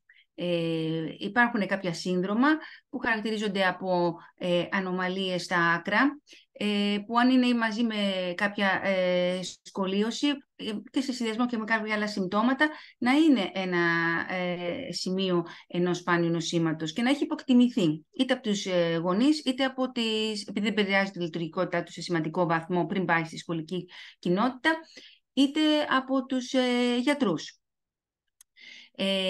Εύκολα κατάγματα, σοβαρά οστικά άλγη, επίσης μπορούν να είναι κάποιο σημείο ή σύμπτωμα, και μια σταθερά πλάγια κλίση της κεφαλής που μπορεί να έχει αποδοθεί σε κάποιο συγγενές, σε μια συγγενή κατάσταση, αλλά να είναι στα πλαίσια ενός άλλου συνδρόμου. Τώρα, από το δέρμα, μια σοβαρή οχρότητα που μπορεί να είναι πάλι ένα σύμπτωμα μιας ανεμίας σπάνιας, ή κάποιο άλλο σπάνιο συνδρόμου που έχει ανεμία και μπορεί να εμφανιστεί και στην πορεία, δηλαδή να μην την είχε εξ αρχής από την βρεφική ή μικρή νηπιακή ηλικία. Κοιλίδες στο δέρμα ή άλλα εξανθήματα, τα οποία μπορεί πάλι να έχουν υποεκτιμηθεί. Το λευκό χρώμα στο δέρμα και τα μαλλιά, εύκολες μελανιές που μπορεί να είναι κάποιο σύμπτωμα ενός αιματολογικού νοσήματος που τώρα ξεκινάει και εκδηλώνεται στη σχολική ηλικία. Όπως ανέφερα και στην αρχή, τα σπάνια νοσήματα πολύ συχνά είναι γενετικής αιτιολογίας και παρατηρούνται και στα πλαίσια συνδρόμου, οπότε κάποια δύσμορφα χαρακτηριστικά προσώπου, κάποια συμμετρία στο πρόσωπο, υποπλασία της κάτω γνάθου μπορεί να είναι ένα σύμπτωμα, όπως επίσης και ένα πολύ μικρό ή ένα πολύ μεγάλο κεφάλι. Αυτά εννοείται ότι προϋπήρχαν, αλλά μπορεί για κάποιους λόγους να έχουν υποεκτιμηθεί ή οι γονείς να θεωρούν ότι είναι χαρακτηριστικά και να έχουν πει και τον γιατρό ότι είναι χαρακτηριστικά της οικογένειας, ότι έτσι ήταν και ένας πρόγονος, και να έχουν υποεκτιμηθεί. Σε συνδυασμό με κάποια άλλα χαρακτηριστικά μπορεί να πρέπει να τα λάβουμε υπόψη μας. Τώρα, από τα μάτια, μια περίεργη έτσι, φορά είτε προς τα πάνω είτε προς τα κάτω των βλεφαρικών σχισμών, ένα μικρό μέγεθος των ματιών, το μπλε χρώμα στο άσπρο των ματιών επίσης παρατηρείται σε κάποια σύνδρομα. Και βέβαια υπάρχουν και κάποιες παθήσεις που επηρεάζουν την όραση και εκδηλώνονται έτσι εξελικτικά κατά τη διάρκεια της παιδικής ηλικίας, σιγά σιγά. Μπορεί θα πρέπει να αποτελέσουν έτσι ένα σημείο ότι μπορεί κάτι να συμβαίνει που να είναι σπάνιο και να αφορά τα μάτια. Ο στραβισμός είναι κάτι αρκετά συχνό, αλλά μπορεί να είναι και αυτό στα πλαίσια ενός συνδρόμου, και οι παθολογικές κινήσεις των ματιών που μπορεί να κινούνται, φυσικά θα το έχουν επισημάνει και οι γονείς, αλλά αν συμβαίνει και κάτι άλλο θα πρέπει να τους το πούμε και εμείς. Τώρα από τα αυτιά σίγουρα είναι η βαρικοεία, η οποία μπορεί να έχει διαγνωστεί, μπορεί και όχι. Δηλαδή μπορεί ο εκπαιδευτικός να είναι αυτός που να πει ότι το παιδί του μιλάω και δεν ακούει, και κάποιες ανομαλίες από τα οτικά πτερίγια, το εξωτερικό αυτό του αυτιού, που επίσης μπορεί να είναι ένα σημείο ενός σπάνιου νοσήματος. Από τα δόντια, μια πρόωρη απώλεια δοντιών, δηλαδή σε πολύ μικρότερη ηλικία από αυτή που παρατηρείται, που είναι συνήθως τα 5 με 6 έτη, ή μια εξαιρετικά καθυστερημένη ανατολή νεογυλών δοντιών, ή κάποιες σοβαρές ορθοδοντικές ανομαλίες. Τώρα, όπως αναφέρθηκε και η κυρία Γελαστοπούλου και ο κύριος Μποζούνης, η αναπτυξιακή καθυστέρηση μπορεί να είναι ένα σύμπτωμα ενός σπάνιου νοσήματος. Η αλήθεια είναι ότι από μόνη της η αναπτυξιακή καθυστέρηση δεν θα την εντάσσαμε σαν ένα σημείο σπάνιου νοσήματος, γιατί γνωρίζουμε, και εγώ σαν αναπτυξιακή παιδίατρος οφείλω να σας ενημερώσω ότι οι αναπτυξιακές διαταραχές είναι από τις πιο συχνές διαταραχές στην παιδική ηλικία. Η συχνότητά τους φτάνει το 17%, δηλαδή 1 στα 6 παιδιά μπορεί να έχει μία καθυστέρηση σε κάποιο τομέα της ανάπτυξης. Όμως το αναφέρω εδώ γιατί τα παιδιά με σπάνια νοσήματα ή παθήσεις, λόγω της πάθησής τους μπορεί αυτή η πάθηση να επηρεάζει και κάποιον τομέα της ανάπτυξης. Παραδείγματος χάρη, ένα παιδί με ένα νευρομυϊκό νόσημα που είναι σπάνιο θα έχει μια επίδραση στον κινητικό τομέα. Υπάρχουν κάποια άλλα νοσήματα, κάποια σύνδρομα που συνδυάζονται έτσι με μειωμένες γνωστικές λειτουργίες, οπότε θα έχουν μια έκπτωση στο γνωστικό τομέα, που πολύ συχνά συνδυάζεται και με μια έκπτωση στις γλωσσικές δεξιότητες. Και φυσικά τα παιδιά με δυσκολίες έτσι, σε θέματα υγείας και σε επιμέρους τομείς της ανάπτυξης μπορεί να είναι επηρεασμένη και η κοινωνικο-συναισθηματική τους ανάπτυξη. Άρα λοιπόν αυτό που αναφέρεται στη λίστα ως αναπτυξιακή καθυστέρηση πάντα θα πρέπει να το βλέπουμε σε συνδυασμό με την παρουσία κάποιων άλλων σημείων συμπτωμάτων και όχι μεμονωμένα, γιατί οι αναπτυξιακές διαταραχές είναι από μόνες τους αρκετές συχνές. Αυτό όμως που είναι πολύ σημαντικό και μπορεί να παρατηρηθεί και θα πρέπει να επισημανθεί είτε από τον νηπιαγωγό είτε από τον εκπαιδευτικό, είναι η απώλεια δεξιοτήτων που έχουν κατακτηθεί, που μπορεί να παρατηρείται σε κάποια νοσήματα που είναι όψιμης έναρξης και ανήκουν στην κατηγορία των σπάνιων νοσημάτων και μπορεί να αφορούν οποιοδήποτε έτσι, σύστημα. Επομένως, η απώλεια δεξιοτήτων που έχουν κατακτηθεί πάντα θα πρέπει να μας ανησυχεί. Επίσης, μια απότομη έκπτωση της σχολικής επίδοσης ή μια αλλαγή στη συμπεριφορά ή στην προσωπικότητα του παιδιού που επιμένει, που πάλι μπορεί να είναι εκδήλωση ενός εκφυλιστικού νοσήματος ή ενός νοσήματος όψιμης έναρξης και που είναι σπάνιο. Γενικά οι δυσκολίες της συμπεριφοράς και η χαμηλή σχολική επίδοση μπορούν να είναι συμπτώματα που συνοδεύουν ένα σπάνιο νόσημα, όπως επίσης και οι επιληπτικές κρίσεις, που και αυτές από μόνες τους, όπως θα μας πει και η κυρία Πόνς, δεν είναι, γιατί η επιληψία είναι αρκετά συχνή, δεν ανήκει δηλαδή στην κατηγορία του 1 προς 2.000. Παρ' όλα αυτά υπάρχουν σπάνια επιληπτικά σύνδρομα που έχουν ως εκδήλωσή τους τις επιληπτικές κρίσεις και που θέλουν και μια πιο ειδική αντιμετώπιση. Ολοκληρώνοντας, θα ήθελα να σας πω ότι στα πλαίσια της ομάδας αυτής που έγινε για τη διαμόρφωση αυτού του εργαλείου, δόθηκε ιδιαίτερη σημασία στο να συντάσσονται γνωματεύσεις από τα κέντρα πυρογνωμοσύνης σπάνιων και πολύπλοκων νοσημάτων, που να έχουν αναλυτικές οδηγίες και ουσιαστικά να περιλαμβάνουν πληροφορίες για τις ιδιαιτερότητες της νόσου που θα πρέπει να γνωρίζουν οι εκπαιδευτικοί στον χώρο που δουλεύουν και που δεν μπορούν απαραίτητα να τις βρουν από το ίντερνετ. Θα πρέπει να ενημερώνονται, θα πρέπει να υπάρχουν πληροφορίες σχετικά με την επίδραση που έχει αυτό το σπάνιο νόσημα στην ανάπτυξη του παιδιού και σε ποιον τομέα ή τομείς της ανάπτυξης περισσότερο έχει επίδραση. Και τέλος, να προσδιορίζεται ο εξοπλισμός, όπως είπε και ο κύριος Μποζούνης, η υποστηρικτική τεχνολογία που είναι απαραίτητη για να υποστηρίξει την καθημερινότητα ενός παιδιού, αλλά και την εκπαιδευτική διαδικασία μέσα στην τάξη. Είναι πολύ σημαντικό όλα αυτά να είναι καταγεγραμμένα για να μπορεί να υποστηριχθεί καλύτερα ένας μαθητής με σπάνιο νόσημα μέσα στο εκπαιδευτικό πλαίσιο. Και ολοκληρώνοντας, θα ήθελα να σας πω ότι είναι πάρα πολύ σημαντικό και το τελευταίο σημείο που αναφέρεται στο εργαλείο, ότι θα πρέπει να υπάρχει ενημέρωση των γονέων σχετικά με το πού μπορούν να έχουν μια ψυχοκοινωνική υποστήριξη, τόσο οι ίδιοι, γιατί είπαμε ότι το σπάνιο νόσημο δεν αφορά μόνο το παιδί αλλά και τους ίδιους, αλλά και το ίδιο το παιδί να έχει μια ψυχοκοινωνική υποστήριξη και βοήθεια, έτσι ώστε να μπορεί να διαχειριστεί αυτό το πρόβλημα υγείας που έχει. Σας ευχαριστώ πάρα πολύ για την προσοχή σας. Ευχαριστούμε και εμείς την κυρία Πρασούλη για την πολύ ωραία και αναλυτική παρουσίαση που έκανε για τη διαμόρφωση του εργαλείου, γιατί είχε συμβάλει κατά κύριο λόγο στο κομμάτι αυτό, ώστε να δώσουμε ένα οδηγό στους γονείς και στους εκπαιδευτικούς να βρουν απλά σημεία που δεν σημαίνει, έτσι είπαμε, διάγνωση, αλλά υποψία, προβληματισμός για να παραπέμψουν κάτι. Μπορεί σίγουρα οι γονείς να έχουν προβεί σε μια προσεκτική εξέταση του παιδιού με τον παιδιατρό τους ή να το έχουν παραπέμψει σε κάποιους ειδικούς, αλλά δεν σημαίνει πάντα το ότι παρακολουθείτε στη συνέχεια το παιδί με τον σωστό τρόπο ή λαμβάνονται υπόψη όλα τα σημεία και εκδηλώσεις που εμφανίζονται στην πορεία της ζωής του. Μπορεί να έχει μπει μια αρχική διάγνωση, γνωρίζουμε ότι έχει ένα νόσο, συνήθως που φέρει όλα τα ξένα ονόματα των συνδρόμων.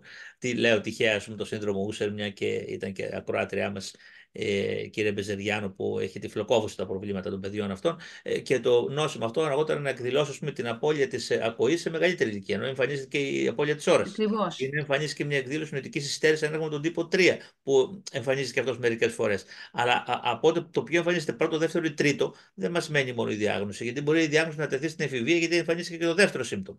Άρα να το γνωρίζουμε. Άρα να το προσμένουμε έτσι σε μια πιθανή εκδήλωση άλλων συμπτωμάτων, κάτι δηλώνει αυτό. Ένας μικροτραυλισμός στη γλώσσα μπορεί να υποδηλώσει ότι μπορεί να έρχεται και το επόμενο σύμπτωμα. Δηλαδή κάποια σημεία που ίσως ο εκπαιδευτικός μπορεί να τα πιάσει πιο εύκολα, γιατί είναι πιο πολύ καθημερινά και με άλλες διαδικασίες κοντά στο παιδί από ό,τι η οικογένεια. Οπότε θα ήθελα αυτή τη στιγμή να καλέσω να είναι κοντά μας η κυρία Ρόσερ Πόνς, η οποία εκπροσωπεί και το χώρο της δευτεροβάθμιας φροντίδας υγείας, είναι στο νοσοκομείο του Αγία Σοφία. Η κυρία Πόνς είναι παιδονευρολόγος, είναι αναπληρώτρια καθηγήτρια του Πανεπιστημίου Αθηνών, στην πρώτη παιδιατρική κλινική του Πανεπιστημίου Αθηνών, η οποία έχει την εμπειρία ακριβώς να δουλεύει σε ένα χώρο πολύ εξειδικευμένο και να βλέπει παιδιά με τέτοιου είδους προβλήματα πάρα πολύ συχνά, και να χρειάζεται να παρέμβει και να υποστηρίξει την εκπαιδευτική διαδικασία με γνωμοδοτήσεις ή με συμβουλευτική των γονιών και των οικογενειών τους ευρύτερα. Οπότε θα την καλέσω να μας δώσει το δικό της προβληματισμό, μια και ήταν μέλος ομάδας εργασίας και δούλεψε μαζί μας, και μετά να μπούμε στη συζήτηση και στην ανταλλαγή απόψεων, καθώς και στους συμμετέχοντες να δώσουμε την ευκαιρία να μας δώσουν τις απόψεις τους. Κυρία Πόντς, έχετε το λόγο. Ευχαριστώ πάρα πολύ, κύριε Χατζηχαραλάβου. Είναι τιμή να είμαι εδώ μαζί σας. Ως γιατρός, ως παιδονευρολόγος που ισχύει ότι ασχολούμαι με διάφορα παιδιά που έχουν σπάνια νοσήματα, αυτό που δεν θα πω πολύ, δεν θα πω σε κλινικές εκδηλώσεις, αυτό το έχει παρουσιάσει πάρα πολύ καλά η κυρία Μπρασούλη. Αλλά θέλω λίγο να σας πω ότι αυτό που ζούμε πολύ συχνά με τους γονείς, με τις οικογένειες αυτών των παιδιών, είναι αισθάνονται απομόνωση. Δηλαδή έχω ένα σπάνιο νόσημα και είμαι ο μόνος και πώς να ξέρω εγώ τι θα κάνω, τι δεν θα κάνω. Και έχουν μια πολύ μεγάλη ανασφάλεια, πάρα πολύ μεγάλη ανασφάλεια. Όλα αυτά είναι βέβαια λογικά. Και κάτι που πάντα έχουν στο νου είναι να προσπαθούμε το παιδάκι μας με ένα σπάνιο νόσημα να είναι λειτουργικό. Είναι το πιο σημαντικό, εννοείται. Για να είναι λειτουργικό ένα παιδί, χρειάζεται να ακολουθήσει εκπαίδευση. Και αυτό είναι τόσο σημαντικό, η δημιουργία αυτού του εργαλείου, αυτές τις βασικές οδηγίες για τους εκπαιδευτές. Είναι πάρα πολύ σημαντικό.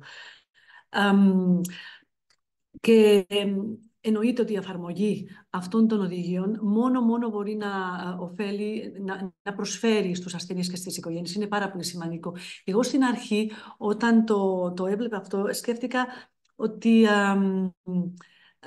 είναι λίγο παρόμοιο, μπορεί να είναι λίγο παρόμοιο σε αυτό που γίνεται, ας πούμε, με την εγκεφαλική παράλυση.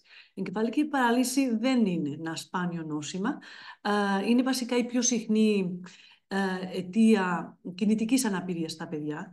Και τι γίνεται, υπάρχουν προγράμματα για την ανίχνευση αυτών των παιδιών. Βασικά τα βρέφη υψηλού κινδύνου, είτε επειδή ήταν πρόωρα, είτε επειδή είχαν μια δύσκολη γέννα, παρακολουθούνται τακτικά. Και αυτή την τακτική παρακολούθηση βασικά είναι για να μπορέσουν οι γιατροί να ανιχνεύουν αν το παιδάκι θα έχει ή δεν θα έχει εγκεφαλική παράλυση. Αν τελικά το έχει, τι γίνεται? Παίρνουν ένα κωδικό. Αυτός ο κωδικός είναι το κωδικό G80. Και αυτός ο κωδικός πραγματικά διευκολύνει την πρόσβαση σε ιατρικές υπηρεσίες, αλλά επίσης εκπαίδευση. Ένα λεπτάκι. Κάποιος μου μιλάει εμένα? Θα το κλείσουμε το μικρό. Κάποιος έχει ανοίξει το μικρόφωνο του. Okay. Εντάξει, τότε, η χρήση του σωστού κωδικού πραγματικά διευκολύνει τη ζωή αυτών των παιδιών από όλες τις πλευρές. Από τις ιατρικές, εκπαιδευτικές, κοινωνικές, ειδικές αγωγής κτλ. Τότε εγώ θεωρώ ότι αυτές τις βασικές οδηγίες για τα παιδιά με σπάνια νοσήματα στο πλαίσιο της ειδικής αγωγής και εκπαίδευσης είναι ένα πολύ σημαντικό βήμα και χαίρομαι πάρα πολύ που έχει γίνει. Αλλά εγώ θέλω να σας πω ότι σκέφτομαι επίσης και το επόμενο βήμα. Είναι σημαντικό να μην σταματάμε εδώ. Και ακόμα και τώρα, να σας φανεί λιγάκι αντιφατικό, θεωρώ ότι το επόμενο βήμα είναι στην πραγματικότητα το αρχικό, η αρχή, το αρχικό βήμα. Και βασικά θα πείτε τώρα τι λέει αυτή, θα σας το εξηγήσω.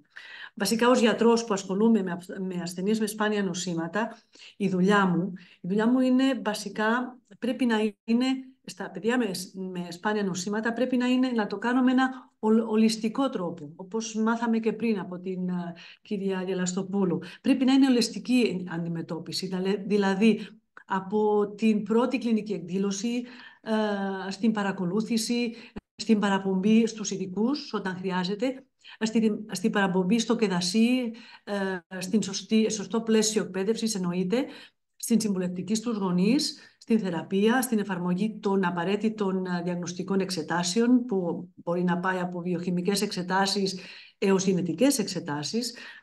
Και τι γίνεται? Οι βασικές οδηγίες κατευθύνσεις διαχείρισης σπάνιων νοσημάτων που σήμερα παρουσιάστηκαν προϋποθέτουν την ύπαρξη ενός συστήματος υγείας που αντιμετωπίζει ολιστικά όλες αυτές τις διαδικασίες που μόλις ανέφερα. Αλλά, ωστόσο, είναι αφελές να πιστεύουμε ότι όλες αυτές τις διαδικασίες γίνονται οργανωμένα και ομαλά για αυτούς τους ασθενείς και αυτές τις οικογένειες.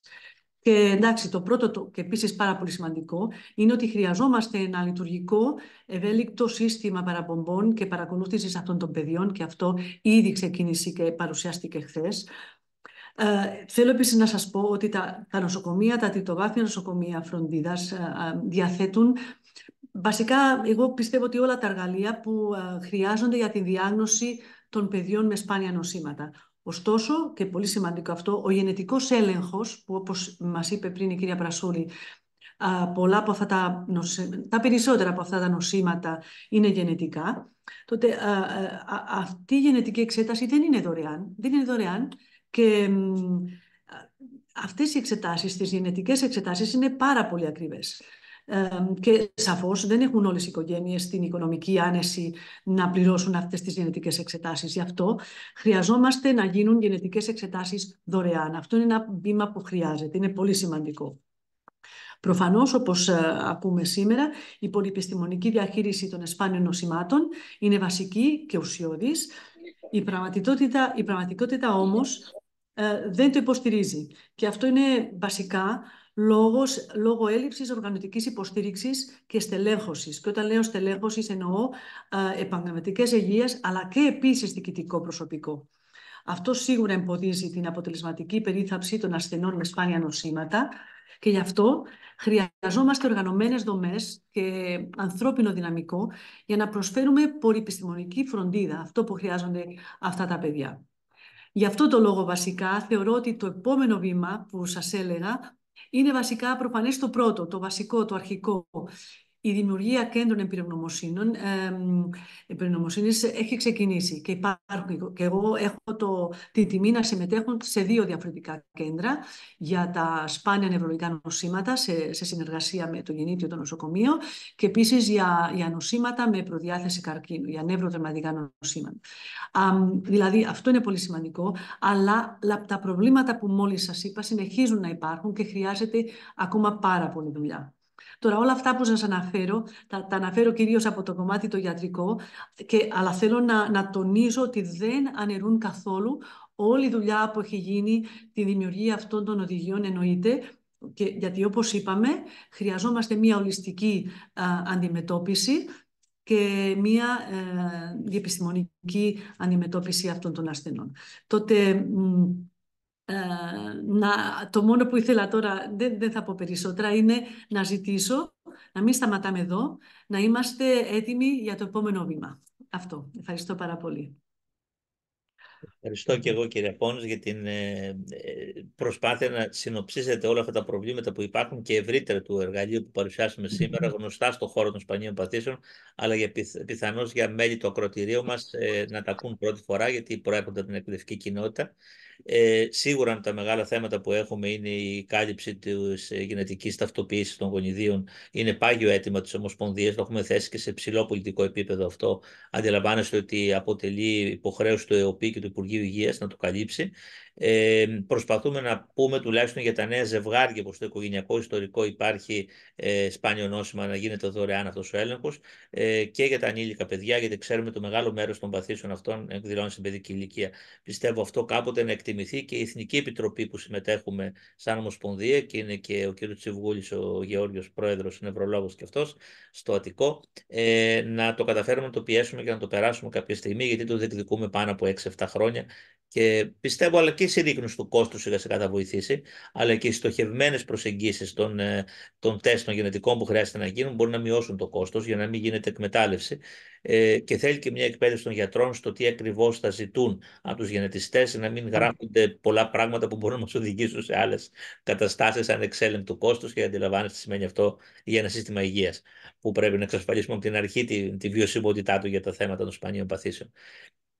Τώρα το κομμάτι της δουλειάς που πρέπει να γίνει κυρίως με την εκπαιδευτική κοινότητα, και εσείς δουλεύετε σε ένα νοσοκομείο παιδιατρικό, είναι ακριβώς αυτό, να δώσουμε την ευκαιρία που είπε και η κυρία Γελαστοπούλου, ο κύριος Μπουσδούνης, τα παιδιά που έχουν μια βαριά θεραπεία, παρακολούθηση, βγαίνουν στο νοσοκομείο λόγω των ιδιαίτερων προβλημάτων, να έχουν μια συνέχιση στην εκπαίδευση με οποιαδήποτε υποστήριξη τεχνολογίας. Ξέρω ότι γίνεται σε κάποια νοσοκομεία και δεν γίνεται πάντα με την επάρκεια που πρέπει, και ιδίως όταν έχουν θεραπείες μακροχρόνιες και επιπτώσει στην υγεία τους. Το άλλο είναι να μπορέσουμε να δώσουμε αυτό που ακριβώς λέμε, ένα πιο τεκμηριωμένο ιστορικό, ώστε να μπορούν οι αρμόδιες υπηρεσίες του Υπουργείου Παιδείας να κάνουν το εκπαιδευτικό τους πρόγραμμα. Να μην μένουμε σε απλές ιατρικές διατυπώσεις που είναι άγνωστες λέξεις για τους εκπαιδευτικούς, και να τους δίνουν παραπάνω αυτή την πληροφορία. Ξέρω ότι ο χρόνος είναι πολύτιμος, αλλά θα μπορούσε, αν δεν μπορεί ο ειδικός γιατρός να το κάνει αυτό στην πλήρη αναπτυξή του, ο παιδίατρος που συνεργάζεται με την οικογένεια να λάβει την πληροφορία από τον γιατρό και εκείνος να ασχοληθεί πιο πολύ στο να κάνει πιο εξειδικευμένη την γνωμοδότηση. Αυτό είναι πολύ σημαντικό και αυτό στοχεύουμε να κάνουμε με το εργαλείο αυτό. Να πετύχουμε δηλαδή μια πιο κοντά στην πραγματικότητα των εκπαιδευτικών αναγκών καταγραφή δεδομένων για να βοηθούν οι εκπαιδευτικοί στο έργο τους. Και εκείνοι πάλι να φροντίσουν για την έγκαιρη παραπομπή αν κάτι υποψιαστούν.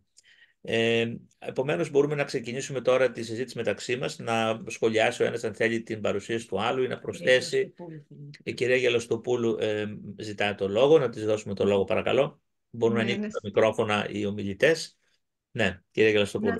Να συγχαρώ τις προηγούμενες ομιλήτρες. Ήταν πολύ έτσι συμπληρωματικά και συνθετικά όλα αυτά που είπαν στις αρχικές εισηγήσεις από εκπαιδευτικής πλευράς. Εγώ αυτό που δεν ανέφερα πριν και θα ήθελα να επισημάνω εδώ στους συναδέλφους που βρίσκονται στην εκδήλωση, που παρακολουθούν την εκδήλωση, είναι ότι η παρατήρηση των παιδιών με σπάνια νοσήματα, είτε έχουν διαγνωστεί είτε όχι, και η χρήση αυτού του εργαλείου δεν αφορά μόνο τον ειδικό παιδαγωγό. Όχι. Αφορά όλους τους εκπαιδευτικούς, όλες τις ειδικότητες, γιατί συνήθως γίνεται σύνδεση της αναπηρίας ή της οποιασδήποτε απάθησης ή ειδικής ανάγκης με τον ειδικό παιδαγωγό. Αφορά όλους τους εκπαιδευτικούς, όλες τις ειδικότητες, όλο το προσωπικό του σχολείου.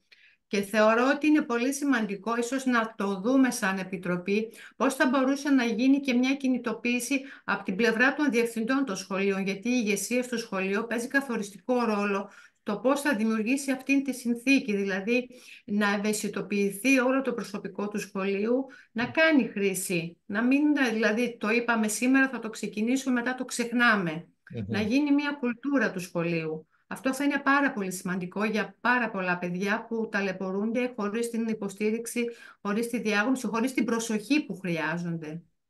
Πολύ σωστή παρατήρηση. Εμείς ξεκινήσαμε κατά κύριο λόγο έχοντας κατά νου ότι ένα παιδί που είναι ήδη στον χώρο της ειδικής αγωγής και εκπαίδευση και έχει ήδη ένα εκδηλωμένο πρόβλημα, να έχει μια πιο πιστή στις ανάγκες του καταγραφή και βοήθεια στο εκπαιδευτικό του έργο. Σίγουρα όμως στο γενικό πληθυσμό των παιδιών υπάρχουν πράγματα που δεν έχουν εμφανιστεί και πιθανόν να εμφανιστούν και άρα πρέπει να τα εντοπίσουμε. Οπότε το πρώτο πράγμα που θα ζητούσαμε είναι από το Ινστιτούτο Εκπαιδευτικής Πολιτικής, αν γνωμοδοτήσετε ότι αυτό μπορεί να αποτελεί ένα εργαλείο γενικότερα στον χώρο της εκπαίδευσης και όχι μόνο της ειδικής. Και αυτό το Υπουργείο Παιδείας το αξιοποιήσει κατάλληλα, πέρα τον κύριο Μπουσδούνη θα το προωθήσει, φαντάζομαι, στις δικές του δομές, να δούμε αν μπορούμε να το στείλουμε στην πρωτοβάθμια εκπαίδευση και να μιλήσουμε με τον κύριο Γενικό Γραμματέα, ώστε να αποτελέσει ένα εργαλείο και για τη γενική, νομίζω, εκπαίδευση. Νομίζω στην πρωτοβάθμια θα είναι αρκετό να ξεκινήσουμε για να μην γεμίσουμε όλο το χώρο και έχουμε δυσκολία εφαρμογής, να το παρακολουθούμε και κατά πόσο γίνεται. Έτσι είναι και σημαντικό αυτό, αν έχουμε δηλαδή μια ανατροφοδότηση.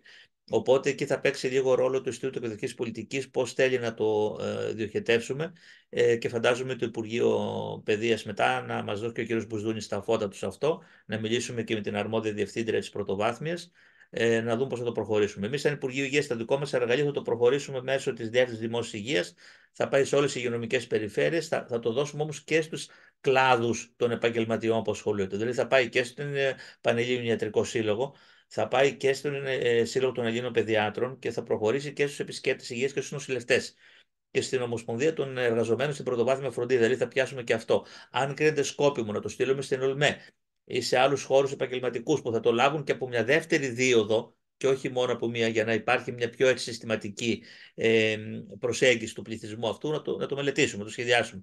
Εδώ είμαστε και άλλως η συνεργασία μας θα είναι σημαντική στο μέλλον. Δεν θα σταματήσουμε εδώ. Είναι η αρχή, είπαμε, για δουλειά.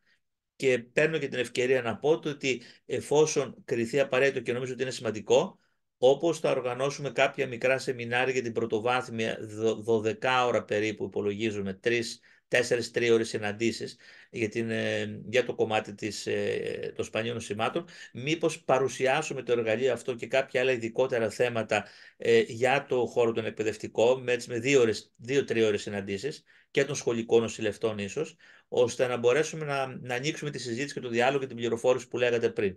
Και μήπως αυτό τεθεί και από την αιγίδα του Παιδαγωγικού Ινστιτούτου, του Ινστιτούτου Εκπαιδευτικής Πολιτικής, για να έχει πιο πολλή απήχηση. Να το σκεφτούμε αυτό και να μας κάνετε και τις προτάσεις σας και ο κ. Μπουσδούνης και η κυρία Γελαστοπούλου. Ο κ. Μπουσδούνης θέλει να σχολιάσει κάτι? Ναι, να πω ότι γενικότερα αυτό το διάστημα στο Υπουργείο σχεδιάζουμε για εργαλεία γενικότερα για τα ΚΕΔΑΣΥ, αλλά και για τα σχολεία. Μέσα σε αυτό το σχεδιασμό θα καταθέσω και θα εντάξουμε και το αντίστοιχο εργαλείο, ώστε να υπάρχει στη φαρέτρα των εκπαιδευτικών μας αλλά και των υποστηρικτικών δομών, των ΕΔΗ και των ΚΕΔΑΣΗ, να έχουμε όλα τα όπλα για να μπορέσουμε να είμαστε αποτελεσματικοί. Εννοείται, σε κάθε περίπτωση. Ό,τι ενέργεια θα γίνεται, θα θέλαμε να την έχουμε, να την αναρτούμε και εμείς στον ιστότοπο για να μπορούν να τη βρίσκουν οι συγγενείς και οι γονείς, γιατί είναι σημαντικό να υπάρχει πληροφορία παντού, να την κάνουμε διάκριση και τη δικιά σας, γιατί κάνετε μια πολύ σημαντική δουλειά και το εκτιμώ και θα βοηθήσω και εγώ στον βαθμό που θα μου πείτε όπου χρειάζεται για να υπάρχει αυτή η συνεργασία πιο ουσιαστική. Κυρία Πρασούλη, θέλει κάτι να κάνει κάποιο σχόλιο από το Ινστιτούτο Υγείας του Παιδιού, σε κάτι που μπορούμε, αν χρειαστεί, να κάνουμε κάποια έτσι υπομορφωτικά σεμινάρια με το Ινστιτούτο Εκπαιδευτικής Πολιτικής. Τα δύο Ινστιτούτα είναι τα δύο επιστημονικά εργαλεία των δύο Υπουργείων, τα οποία στηριζόμαστε πάρα πολύ και εμείς και το Υπουργείο Παιδείας. Και πιστεύω ότι η σύζευξή του σε τέτοια κοινά θέματα θα μας βοηθήσει να ανοίξουμε το πεδίο που θέλουμε. Άρα, επομένως, ένα σεμινάριο έτσι μικρό στο Ινστιτούτο, με τη συμβολή του Ινστιτούτου Υγείας του Παιδιού και κάποια κέντρα εμπειρογνωμοσύνης, κυρίως του Αγία Σοφία, να βοηθήσουν να ευαισθητοποιήσουμε τους εκπαιδευτικούς, κυρίως τον ΚΕΔΑΣΗ καταρχήν ίσως. Αν είναι ένας κρίσιμος πληθυσμός 100-200 ανθρώπων, να το προγραμματίσουμε σε 2-3 τέτοια σεμινάρια των 6 ωρών, να μπορέσουμε να τους δώσουμε τις βασικές πληροφορίες και τις γνώσεις για να κινηθούν. Αν το κρίνετε απαραίτητο, πώς το βλέπετε, κύριε Πρασούλη? Συγχαρητήρια πρώτα απ' όλα για όλους τους ομιλητές, και την κυρία Γιαστοπούλου και τον κύριο Μποσδούνη και η κυρία Πόνς. Ήταν πολύ ωραία η εισήγησή της, έτσι που μας τα συνόψισε όλα, ωραία, και έθεσε και το θέμα, και το πολύ σημαντικό θέμα του γενετικού ελέγχου, που είναι εξαιρετικά ακριβώς και πολλές φορές δεν ολοκληρώνεται ο έλεγχος ενός παιδιού. Οφείλω να σας το πω αυτό, κύριε Χαραλάμπους, γιατί για να γίνει ένας γενετικός έλεγχος απαιτούνται πάνω από 500 με 1.000 ευρώ. Πολλές φορές δεν ολοκληρώνεται σε οικογένειες που ανήκουν έτσι σε χαμηλό κοινωνικό-οικονομικό επίπεδο, και αναγκαστικά λειτουργούμε κάπως στα τυφλά, έτσι, για την υποστήριξή τους σε αναπτυξιακό επίπεδο. Φυσικά και το Ινστιτούτο Υγείας του Παιδιού είναι διαθέσιμο σε ό,τι χρειαστείτε για την ενημέρωση των εκπαιδευτικών και γενικότερα της διεπιστημονικής ομάδας του ΚΕΔΑΣΗ, ώστε πέρα από την πολύ καλή και αναλυτική δουλειά που κάνουν στο να αξιολογούν ένα παιδί, αν χρειάζεται να βοηθηθούν στο να αναγνωρίζουν κάποια σημεία ή συμπτώματα ενός σπάνιου νοσήματος, και να γνωρίζουν και τη διαδικασία με την οποία πρέπει να γίνει η παραπομπή και η διασύνδεση με κάποιο ιατρικό πλαίσιο. Είμαστε στη διάθεσή σας για να το υποστηρίξουμε κάτι τέτοιο. Εδώ να πούμε ότι και η πρόεδρος του Ινστιτούτου Υγείας του Παιδιού, η κυρία Χριστίνα Κανακά, που είναι καθηγήτρια της πρώτης ιατρικής κλινικής του ΕΚΠΑ, είναι υπεύθυνη για κέντρο πυρογνωμοσύνης σπανίων ενδοκρινικών νοσημάτων στο Αγία Σοφία, και φαντάζομαι συνεργάζεται στην ίδια κλινική που είναι και η κυρία Πόνς. Άρα, επομένως, όταν γίνει αυτή η δουλειά, φαντάζομαι θα συμμετάσχει και η ίδια με το κέντρο της για να μπορέσει να δώσει τέτοιου είδους παραδείγματα και εμπειρία στους εκπαιδευτικούς, και θα ήταν καλό να ξεκινήσουμε σιγά σιγά με τους εκπροσώπους των ΚΕΔΑΣΗ και μετά ίσως με τους διευθυντές εκπαιδευτικών μονάδων, για να περάσει αυτή η πληροφορία σιγά σιγά, και να ενημερώσουν φυσικά και τους χώρους των λογοθεραπευτών, των εργοθεραπευτών που δουλεύουν στην ειδική αγωγή, και των σχολικών νοσηλευτών που ήδη είχαν μια πολύ καλή συνεργασία με το Υπουργείο Υγείας στο κομμάτι της αγωγής υγείας και έχω το δίκτυό τους, άρα μπορούμε να το αξιοποιήσουμε και προς την κατεύθυνση αυτή. Έχω τη διαβεβαίωση των σχολικών συμβούλων ότι ενδιαφέρονται, αλλά τους είπα σιγά σιγά, γιατί ζητάνε πάρα πολλές πληροφορίες και πολλά προγράμματα εκπαίδευσης και θα χρειαστεί να τα βάλουμε σε μια σειρά. Άρα είναι ένα πεδίο που θα το δούμε, θα ετοιμάσουμε εμείς κάτι έτσι μικρό, θα το στείλουμε στο Ινστιτούτο Εκπαιδευτικής Πολιτικής να το εγκρίνει και να το βάλει από την αιγίδα του, ώστε να γνωστοποιηθεί και να λάβει το επιστημονικό κύρος που χρειάζεται. Θα συνδράμει το Ινστιτούτο Υγείας του Παιδιού, το Νοσοκομείο Αγία Σοφία και η Ομοσπονδία μας να είναι ένα ολοκληρωμένο μικρό εκπαιδευτικό πρόγραμμα που θα δίνει τις βασικές γνώσεις για τα σπάνια νοσήματα και τη διαχείρισή τους στον εκπαιδευτικό χώρο. Κυρία Πόνς, θέλετε κάποιο σχόλιο, κάποια δεύτερη σχολιασμό των προηγούμενων πραγμάτων, πριν προχωρήσουμε και να ανοίξουμε ερωτήσεις, αν θέλει κάποιος να απαντήσει, να μας κάνετε ήδη να σηκώνετε.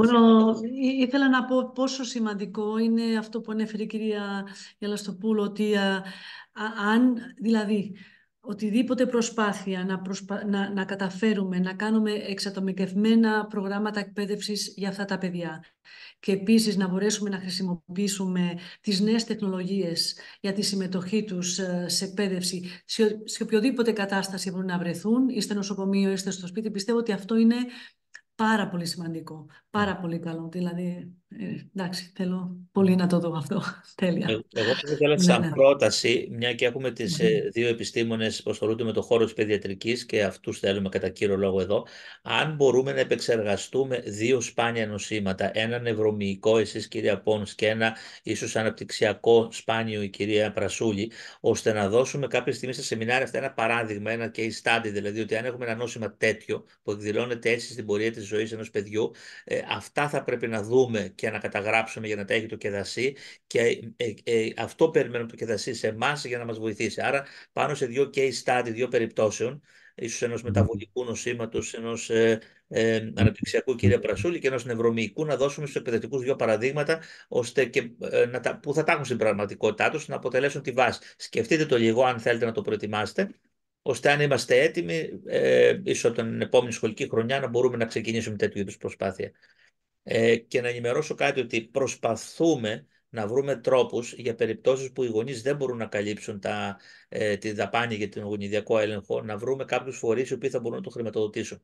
Θα το συζητήσουμε και με την κυρία Αντωνοπούλου, γιατί στην Ελεάνα, που είναι μέλος μας στην Ελληνική Εταιρεία Τερματικού Αγώνα, η πρόεδρος, η κυρία Θανασία Παπά, είναι σε χώρο που θα μπορούσαμε να διερευνήσουμε τέτοιου είδους δυνατότητες κάλυψης. Δεν λέω παραπάνω, γιατί πρέπει να το διερευνήσουμε μαζί τους.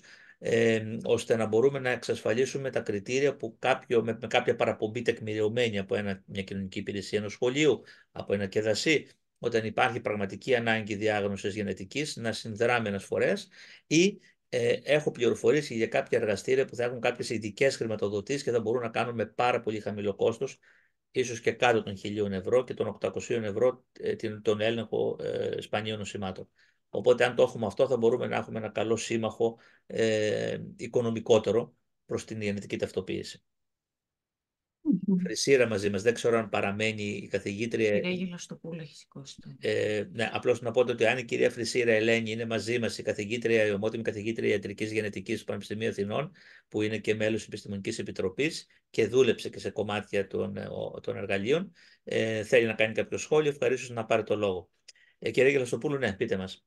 Ναι, έκανα ακριβώς την ίδια σκέψη, με προλάβατε για την μελέτη περίπτωσης που είπατε. Σκεφτόμουν να προτείνω ότι θα είναι πολύ σημαντικό, μια και έχουμε εδώ τις συνεργάτηδες από το νοσοκομείο, να δούμε δύο τέτοιες περιπτώσεις και ενδεχομένως να εφαρμόσουμε και πιλωτικά ένα τέτοιο διεπιστημονικό ολιστικό πρόγραμμα, και μετά να το παρουσιάσουμε στους εκπαιδευτικούς για να πούμε ότι να, έτσι γίνεται, μπορεί να γίνει. Και όχι σε ένα επίπεδο θεωρητικό και προτάσεων, αλλά αφού πρώτα το έχουμε δοκιμάσει εμείς με τη συμμετοχή όλων των εμπλεκομένων σε συγκεκριμένα παιδιά και ακολουθώντας τις αρχές που προτείνουμε τώρα εδώ. Θα είναι μια καλή έτσι μελέτη περίπτωσης.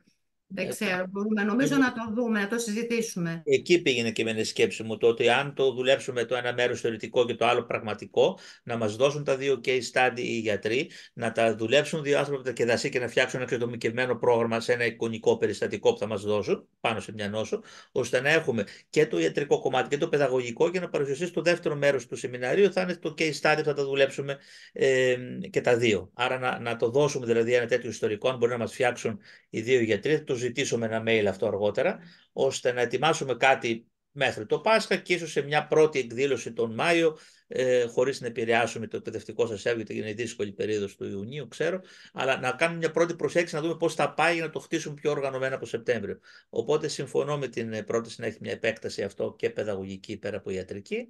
Άρα θα το ζητήσω να μας δώσετε δύο ΚΕΔΑΣΥ που θα ενδιαφερόταν να εμπλακούν στο κομμάτι αυτό, να μας προτείνετε δύο συναδέλφους. Υπήρχε ένας εκπρόσωπος ήδη από τα ΚΕΔΑΣΥ, που νομίζω ο κ. Χρυσοστομίδης, που θα μπορεί να εμπλακεί στο κομμάτι αυτό, και κάποιος άλλος που θα μας προτείνεται, για να μπορέσουμε να κάνουμε έτσι το κομμάτι πιο πραγματικό. Έτσι, μια πάθηση, δύο σπάνιες παθήσεις έτσι ξεκάθαρες και δύο προγράμματα εκπαιδευτικά πάνω στο περιστατικό που θα μας δοθεί. Θα μπορούσαμε να το κάνουμε αυτό, κύριε Χατζηχαραλάμπου, και σε πραγματικές περιπτώσεις παιδιών που υποστηρίζουν η κυρία Πόνση και ο κύριος... αν έχουν να μας υποδείξουν κάτι, χωρίς φυσικά ονόματα, χωρίς δεδομένα, απλώς να είναι πιο πραγματικά Ναι, τα χωρίς στοιχεία, δεδομένα, εννοείται. χωρίς να είναι πιο πραγματικά τα στοιχεία και που θα μπορέσουν να δώσουν πιο πολύ το εκπαιδευτικό. Μπορεί να υπάρχει ένα εκπαιδευτικό πρόγραμμα για τα παιδιά αυτά και να το δούμε αν υπάρχει, ώστε να μπορούμε να το παρουσιάσουμε. Πάντα αποφεύγοντας περιοχές, τόπους, σχολεία, ονόματα κτλ. Ναι, Μπορούν να το σαφώς. Ναι. δουν, κυρία Πρασούλη και η κυρία Πόνς, αν έχετε κάποιο περιστατικό σπάνιο νοσήματος που έχετε συνεργαστεί με την οικογένεια για να δοθεί ειδικότερη γνωμοδότηση στο ΚΕΔΑΣΥ, μπορούμε να το ανασύρουμε, να το παρουσιάσουμε βάσει τη μεθοδολογία που προτείνουμε στο εργαλείο, δηλαδή πρέπει να έχει γνωμοδότηση, άρα να το κάνουμε πιο τεκμηριωμένο με βάση τα βήματα που προτείνουμε και το περιεχόμενο, να αναζητήσουμε αν υπάρχει πρόγραμμα εξατομικευμένο για τα ΚΕΔΑΣΥ για τα παιδιά αυτό, να το εμπλουτίσουν με τα νέα δεδομένα οι παιδαγωγοί και να έχουμε δύο εργαλεία και να κάνουμε την παρουσίασή μας στο εξάρο αυτό που λέγαμε, το δεύτερο να είναι το πρακτικό, το εμπειρικό κομμάτι. Και το πρώτο να είναι το βασικό θεωρητικό. Κύριε Χατζηχαραλάμπους, Ναι. εγώ έχω τώρα, απλώς θα μπορούσα να αναφέρω για να δείτε πώς σας ταιριάζει. Έχω ένα περιστατικό που έρχεται στο μυαλό μου τώρα.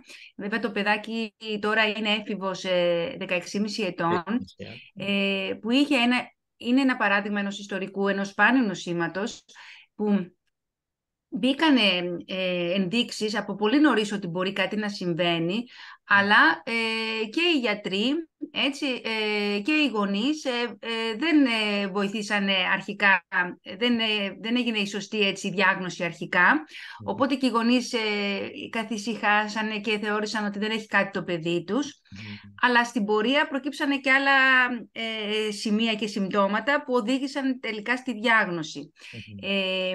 Ήταν ένα παιδάκι το οποίο ξεκίνησε με συχνές λοιμώξεις και με μια έτσι υπογαμασφαιριναιμία στη βρεφική ηλικία, που θεωρήθηκε ότι μπορεί να είναι φυσιολογική, παροδική δηλαδή. Μετά έγινε αντιληπτό ότι είχε κάποια δύσμορφα χαρακτηριστικά και από το νοσοκομείο, και το νοσοκομείο ας πούμε, προσανατολίστηκε προς μια συγκεκριμένη έτσι, κατηγορία νοσημάτων της βλένοπολυζαχαριδώσης, γιατί είχε κάπως αδρά χαρακτηριστικά. Οι γονείς πάντα επιμέναν ότι έτσι ήταν κάποιος πρόγονος. Ο έλεγχος δεν ήταν θετικός, οπότε πιστέψανε ότι δεν υπάρχει κάποιο άλλο νόσημα. Το παιδάκι αυτό έχει πολύ καλή νοητική ανάπτυξη, είναι ένα έξυπνο παιδάκι. Στην πορεία όμως, παρότι το είχαν δει πάρα πολλοί γιατροί, και εγώ προσωπικά, δεν είχε γίνει αντιληπτό ότι τα χεράκια του, γι' αυτό είπα τις πολλαπλές σκελετικές ανομαλίες τις έχω αναφέρει, δεν ανοίγανε τελείως. Και αυτό το είδαμε όταν αυτό το παιδάκι άρχισε να δυσκολεύεται στο γράψιμο. Και στην εξέταση διαπιστώθηκε ότι τα χεράκια του δεν ανοίγαν τελείως, γιατί είχε μια κερκιδολενική συνοστέωση. Οπότε αυτό, σε συνδυασμό με τα χαρακτηριστικά του προσώπου, οδήγησε στο να μπορέσει να βρεθεί ότι είχε ένα σύνδρομο που λέγεται έναν υποτύπο Κρουζόν, το οποίο είναι πολύ σπάνιο, και αυτή η παραλλαγή που είχε ήταν ακόμα πιο σπάνια. Αλλά θέλω να πω ότι μπήκε στην πορεία και όλο αυτό το παράδειγμα δείχνει πόσο δύσκολο είναι τελικά μερικές φορές να μπει η διάγνωση, παρότι από πολύ νωρίς μπορεί να έχουν ευαισθητοποιηθεί όλοι. Και τώρα αυτό το παιδί έχει εκτιμηθεί και από τα ΚΕΔΑΣΥ και φυσικά παρουσιάζει μια δυσγραφία, έχει υποστηριχθεί κατάλληλα, είναι ένας καλός μαθητής και θα δούμε τώρα πώς θα πάει στις Πανελληνίες. Αν αυτό, εύχομαι να πάνε όλα καλά, αν αυτό το παράδειγμα μπορούμε να το παρουσιάσουμε στο θεωρητικό του μέρος, έτσι, και να πούμε ότι συντάσσεται μια γνωμάτευση με βάση τα δεδομένα του εργαλείου που φτιάξαμε και ίσως βρούμε και από το σχολείο του, με πλήρη ανωνυμία, φυσικά θα το κρατήσουμε αυτό όλα τα στοιχεία, το πρόγραμμα το εκπαιδευτικό που φτιάχτηκε για το παιδί αυτό, εφόσον είχαν τις πρώτες βασικές διαγνώσεις, να δούμε πώς έγινε το πράγμα, μπορούμε να το κάνουμε. Αλλά μπορεί να είναι και τελείως θεωρητικό, δεν χρειάζεται να είναι πάνω σε ένα πραγματικό παιδί. Αυτό δεν είναι τόσο εύκολο, γιατί μπορεί και να μην είχε γίνει. Δηλαδή, στην αρχή γίνονταν όλα ιδιωτικά, γιατί πήγαινε και σε ιδιωτικό σχολείο, και μετά στο Λύκειο πέρασε από το ΚΕΔΑΣΥ και εν ώψη και των εξετάσεων. Αλλά γενικά είναι ένα παιδί που υποστηρίχθηκε καλά από ένα σημείο και μετά. Εμείς ας υπολογίσουμε ένα παιδί το οποίο μπορούμε να το βρούμε με κάποια τυπικά συμπτώματα που δηλώνουν ένα σπάνιο νόσημα, όποιο είναι αυτό μπορείτε να το ονοματίσετε, ένα ξεχωριστό νευρομικό, κύριε Πόντς, ένα άλλο εσείς, ώστε να πούμε ότι εμφανίζει σε μια ηλικία 4 με 6 χρονών, που ξεκινάει από το βάθμιο, για να δούμε πάνω σε αυτό πώς θα το δούλευε ένας παιδαγωγός. Οπότε, αν φτιάξετε ένα ιστορικό και μας το στείλετε σε 1,5 μήνα και το δείξουμε στο Κεδασί και το δουλέψει ένα περιστατικό και ένα διαφορετικό άλλο, να φτιάξουν ένα πρόγραμμα εξατομικευμένο με την εποπτεία της κυρίας Γελαστοπούλου και κάποιων άλλων ανθρώπων, να το έχουμε έτοιμο, ώστε να πούμε, να τι κάναμε οι γιατροί και το βρήκαμε, θεωρούμε το βέλτιστο πάντα, έτσι, ότι τα βρίσκουμε σωστά, ότι εκδηλώνονται όλα όταν πρέπει, είπαμε, εκδηλώνονται και σε άλλες ηλικίες, έτσι. Και το θέμα μας δεν είναι να δούμε ακριβώς πότε θα το διαπιστώσουμε το πρόβλημα. Αυτό είναι άλλο η οδύση, είπαμε, της διάγνωσης. Το θέμα είναι αν έχουμε ένα καλό, τεκμηριωμένο ιατρικό ιστορικό που μας δίνει και τις διαστάσεις που θέλουμε για το σχολείο. Και έχουμε και ένα καλό εκπαιδευτικό πρόγραμμα βασισμένο από το ιστορικό, πώς μπορεί το παιδί αυτό να κάνει μια καλή αρχή, έτσι, να υποστηριχθεί σωστά. Ναι. Μπράβο, αυτό θέλουμε να δείξουμε. Και να τους δώσουμε στο παράδειγμα. Τώρα το αν θα πιάσουμε το περιστατικό στα 8, στα 15, γιατί χάνουμε καταστάσεις. Ή και το σχολείο μπορεί να μην πιάσει πράγματα. Θα μπορούσε να το πει και ο εκπαιδευτικός, ότι το παιδί έχει δυσκολίες στο να γράψει. Έτσι, και να πάει από εκεί η πληροφορία και να έρθει. Και η μητέρα να πει κάτι συμβαίνει εδώ πέρα που δεν είναι απλό. Μπορεί άλλο να το αποδώσει και στο άγχος. Ότι το παιδί ζορίζεται και αγχώνεται και δεν μπορεί να γράψει καλά ή δεν μπορεί να πιάσει το στυλό. Άρα όλα αυτά είναι ευρήματα που μπορούμε να τα δουλέψουμε. Ωραία, εγώ θα σας απευθύνω ένα ηλεκτρονικό μήνυμα μετά την άλλη εβδομάδα να το σκεφτείτε, να έχουμε το χρόνο μπροστά μας, δεν πιεζόμαστε. Κυρία Πόνος, θα μας βοηθήσετε. Σε πρώτη φάση, εγώ νομίζω ότι θα είναι κάπως θεωρητικό, δηλαδή να είναι ένα δικό μας παράδειγμα, γιατί δεν είναι πάντα εύκολο για γρήγορα να βρούμε τους φακέλους και από ένα πραγματικό περιστατικό. Φτιάξτε το προφίλ που θέλετε εσείς. Πείτε, είναι υποθετικά ένα παιδί τάδε ετών, κοριτσάκι, μένει σε μια οικογένεια, αγροτική περιοχή. Ξέρω εγώ, έχει δεύτερο, 2 αδελφάκια, υπάρχει ένα οικογενειακό ιστορικό από χρόνια. Πείτε, δεν είναι ιστορικό. Και φτιάξτε εσείς αυτό που θέλετε με ένα σπάνιο νόσο. Και δώστε κάποιες διαστάσεις του προβλήματος που μπορεί να είναι οι μισές από αυτές που μπορεί να έχει το πρόβλημα. Έτσι. Ναι. Και να φανείτε ότι έχει μια κινητική δυσκολία, ότι έχει μια δυσκολία στην επικοινωνία, ότι είναι διάφορα. Και από εκεί και πέρα, με βάση αυτό που θα χτίσουμε, οι παιδαγωγοί να χτίσουν ένα πρόγραμμα εξατομικευμένο για το περιστατικό Μαρία και το περιστατικό Φώτης. Τυχαία θα τα πούμε, ώστε να μπορούμε να το σχολιάσουμε και να το παρουσιάσουμε πια στην ημερίδα που θα κάνουμε, δίνοντας την πληροφορία πια σε αυτούς τους ανθρώπους. Και θα είναι καλό αυτό να το έχουμε έτοιμο μέχρι τον Μάιο, ώστε Ιούνιο να κάνουμε μια τέτοια εκδήλωση, έτσι, ή τέλος Μαΐου, για να μπορούμε να πούμε ότι δουλεύει πιλωτικά, να τη βάλουμε μπρος πιο σωστά από Σεπτέμβριο. Γιατί θα είναι δύσκολο να πιεστούμε να κάνουμε κάτι τώρα γρήγορα, έτσι.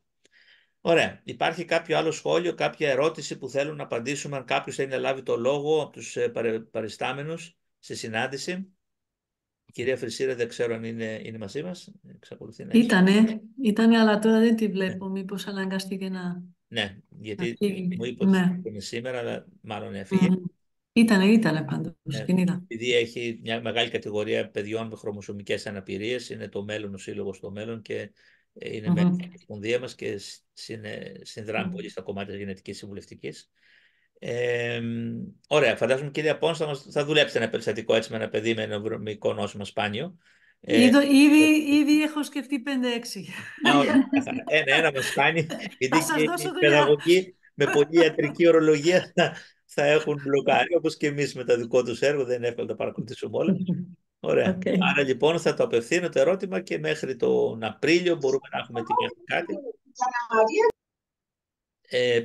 Είναι κάποιος θέλει να ρωτήσει, έχει ανοίξει το μικρόφωνο του? Κάποιος είχε το μικρόφωνο, ναι. Όχι. Δεν υπάρχει κάτι, δεν βλέπω αν υπάρχει κάποιο χεράκι. Καλησπέρα σας. Παρακαλώ. Ναι. Εγώ δεν είμαι εκπαιδευτικός, είμαι μητέρα 2 παιδιών που έχουν σπάνιο νόσημα. Η κυρία που είναι παράλληλη στήριξη στο παιδί μου και συμμετάσχει αυτή τη στιγμή στο meeting μου πρότεινε να το ακούσω κι εγώ σήμερα. Πολύ ωραία. Να αναφέρω την περίπτωση τη δική μου. Τα παιδιά μου διαγνωστήκανε αρχικά, ο μεγάλος μου γιος 6 ετών με διαβήτη τύπου 1. Υπέθεσα ότι είναι μόνο διαβήτης τύπου 1 και είναι αυτοάνωσος. Τελικά ανακαλύψαμε το 2018, μετά από 12 έτη δηλαδή ο γιος μου, ότι έχει ένα σπάνιο σύνδρομο που λέγεται Wolfram. Κάναμε γενετικές εξετάσεις και σε εκείνον και στο δεύτερο μου γιο που είναι κατά 5,5 χρόνια μικρότερος, πάει πρώτο γυμνασίου τώρα, και τα διαγνώσαμε με το σύνδρομο αυτό και τα 2 παιδιά. Είναι γονιδιακό. Ναι. Το θέμα που υπάρχει είναι το εξής. Πέρα από το διαβήτη τύπου 1, το σύνδρομο αυτό προκαλεί πάρα πολλές επιπλοκές, όπως ας πούμε κόφωση, επηρεάζει την παραγκεφαλίδα, γενικά σκοτώνει κύτταρα. Και ένα από τα βασικά συμπτώματα, δυστυχώς και είναι και εκφυλιστικό, είναι ότι υπάρχει σταδιακή τύφλωση. Άρα οδηγεί απώλεια και ακοής και όραση είναι στην κατηγορία των νοσημάτων, τυφλοκόφωση. Στη συγκεκριμένη περίπτωση, ακριβώς. Στη συγκεκριμένη περίπτωση των παιδιών μου, επειδή δεν είναι σίγουρο ότι θα εμφανιστούν όλα τα συμπτώματα του συνδρόμου, έχουμε το διαβήτη τύπου 1 που είναι το στάνταρ και την σταδιακή απώλεια όρασης. Το οποίο όμως και οι τρεις καταστάσεις δημιουργούν ένα σημαντικό θέμα στην εκπαίδευση, γιατί είναι και αισθητηριακά τα προβλήματα. Επί του παρόντος κόφωση δεν παρουσιάζουν. Ναι, επί του παρόντος κόφωση δεν παρουσιάζουν. Μπορεί να είναι σε επόμενες φάσεις που ίσως δεν έρθουν νωρίς. Αλλά και αυτό όμως πρέπει να είναι έτοιμη η εκπαιδευτική κοινότητα. Αν προέλθει μια βαρικοεία, να διαχειριστεί με τον τρόπο το πρόβλημα. Αλλά και ο σακαρώδης διαβήτης τύπου 1 είναι πολύ σημαντικός εκπαιδευτικά, γιατί δημιουργεί πολυκαιμίες, το άγχος στα παιδιά, τις εξετάσεις τους, διαταράσσει τη γλυκόζη, ίσως μας τα πούν καλύτερα οι γιατροί, αλλά φαντάζομαι ότι θα έχουν και τέτοια περιστατικά η ειδική παιδαγωγή. Το θέμα είναι το εξής. Αυτή τη στιγμή με τα κεδασί που αναφέρατε, εγώ τα παιδιά τα πέρασα από κεδασί, υπάρχουν πάρα πολλά κολλήματα. Δηλαδή, το πρώτο και βασικό κόλλημα είναι ότι παρόλο που έχουν ένα πολύπλοκο ζήτημα που χρειάζονται και σχολικό νοσηλευτή και παράλληλη στήριξη για το θέμα της όρασής τους, δεν το δικαιούμαστε. Πρέπει να επιλέξω ένα από τα δύο. Επέλεξα την παράλληλη στήριξη. Ευτυχώς τα παιδιά μου τα έχω εκπαιδεύσει και το αντιμετωπίζουν μόνα τους, δηλαδή και τις μετρήσεις τους και την ινσουλίνη τους και τα πάντα. Οπότε επέλεξαν να έχουν παράλληλη στήριξη. Ο μικρός μου γιος τουλάχιστον που συνεργάζεται σε αυτό. Ναι. Αυτό δεν το ξέρω, μπορεί να μας πει ο κύριος Μπουσδούνης και ήταν και κάτι που θέλω να ρωτήσω και εγώ. Όταν λέτε ότι το Υπουργείο Παιδείας μπορεί να στηρίξει με ένα υλικό υποστηρικτικό τεχνολογία στους μαθητές, μιλάμε πάντα για ένα ηλεκτρονικό εξοπλισμό, φαντάζομαι δεν είναι για άλλα βοηθήματα που μπορεί να είναι υγειονομικής χρήσεως. Αυτά τα παίρνει η οικογένεια και εκεί είναι το δύσκολο. Τότε αν η οικογένεια δικαιούται κάποια βοηθήματα, οπτικά ή οτιδήποτε άλλο, κηδεμόνες και την κίνηση, και τα παίρνει μία φορά για να τα χρησιμοποιήσει στο σπίτι, δεν δικαιούται να πάρει ένα δεύτερο για το σχολείο. Που σημαίνει ότι θα πρέπει να μετακινεί τον εξοπλισμό από το σπίτι στο σχολείο και αυτό είναι πάρα πολύ δύσκολο. Μπορεί το Υπουργείο Παιδείας να δικαιολογήσει και ένα υγειονομικό εξοπλισμό στο σχολείο, αν χρειαστεί, πέρα από εκπαιδευτικό, ή καθαρά εκπαιδευτικό θα είναι αυτός? Λοιπόν, αυτή τη στιγμή τέθηκαν δύο θέματα τα οποία έρχονται από το παρελθόν και είναι έτσι όπως τέθηκαν. Δηλαδή, ο τρόπος με τον οποίο χορηγείται ο εξοπλισμός είναι μια συγκεκριμένη διαδικασία, όπως επίσης και αυτό που ανέφερε η αγαπητή κυρία Μπαρμπούνη, αν βλέπω καλά το όνομά της, για το ότι έτσι όπως είναι στημένο το όλο πλαίσιο αυτή τη στιγμή, μπορεί να πάρει είτε σχολικό νοσηλευτή είτε παράλληλη στήριξη. Αυτό που θέλουμε και που σχεδιάζουμε αυτή την εποχή στο Υπουργείο, δεν μπορώ να ξέρω αυτή τη στιγμή σε πόσο χρονικό διάστημα θα έχουμε τον καινούριο σχεδιασμό, είναι ακριβώς να μπορούμε να είμαστε υποστηρικτικοί σε κάθε περίπτωση και όχι το άσπρο μαύρο που έρχεται, όπως είπα, από παλιά. Αλλά και σε σχέση με τον εξοπλισμό να είναι στοχευμένος. Δεν μπορώ να απαντήσω αυτή τη στιγμή αν θα μπορούσε αυτός ο εξοπλισμός να είναι και ιατρικής φύσεως, κύριε Χατζηχαραλάμπου. Ξέρω ότι αυτή τη στιγμή δίνουμε είτε εξοπλισμό τεχνολογικό, δηλαδή υπολογιστών, είτε για τα παιδιά που έχουν προβλήματα ακοής, μια συνέχεια στην επιδότηση που δίνει ο ΕΟΠΗ και για τα ακουστικά.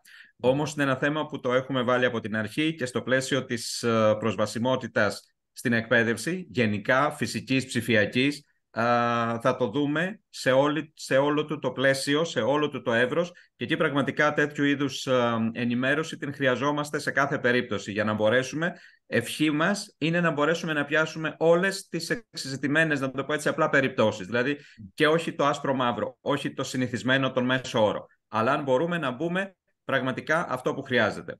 Και στο ίδιο πλαίσιο θα προσπαθήσουμε και την υποστήριξη από ανθρώπινους πόρους να είναι η καταλληλότερη κάθε φορά και όχι μόνο το ένα από τα δύο.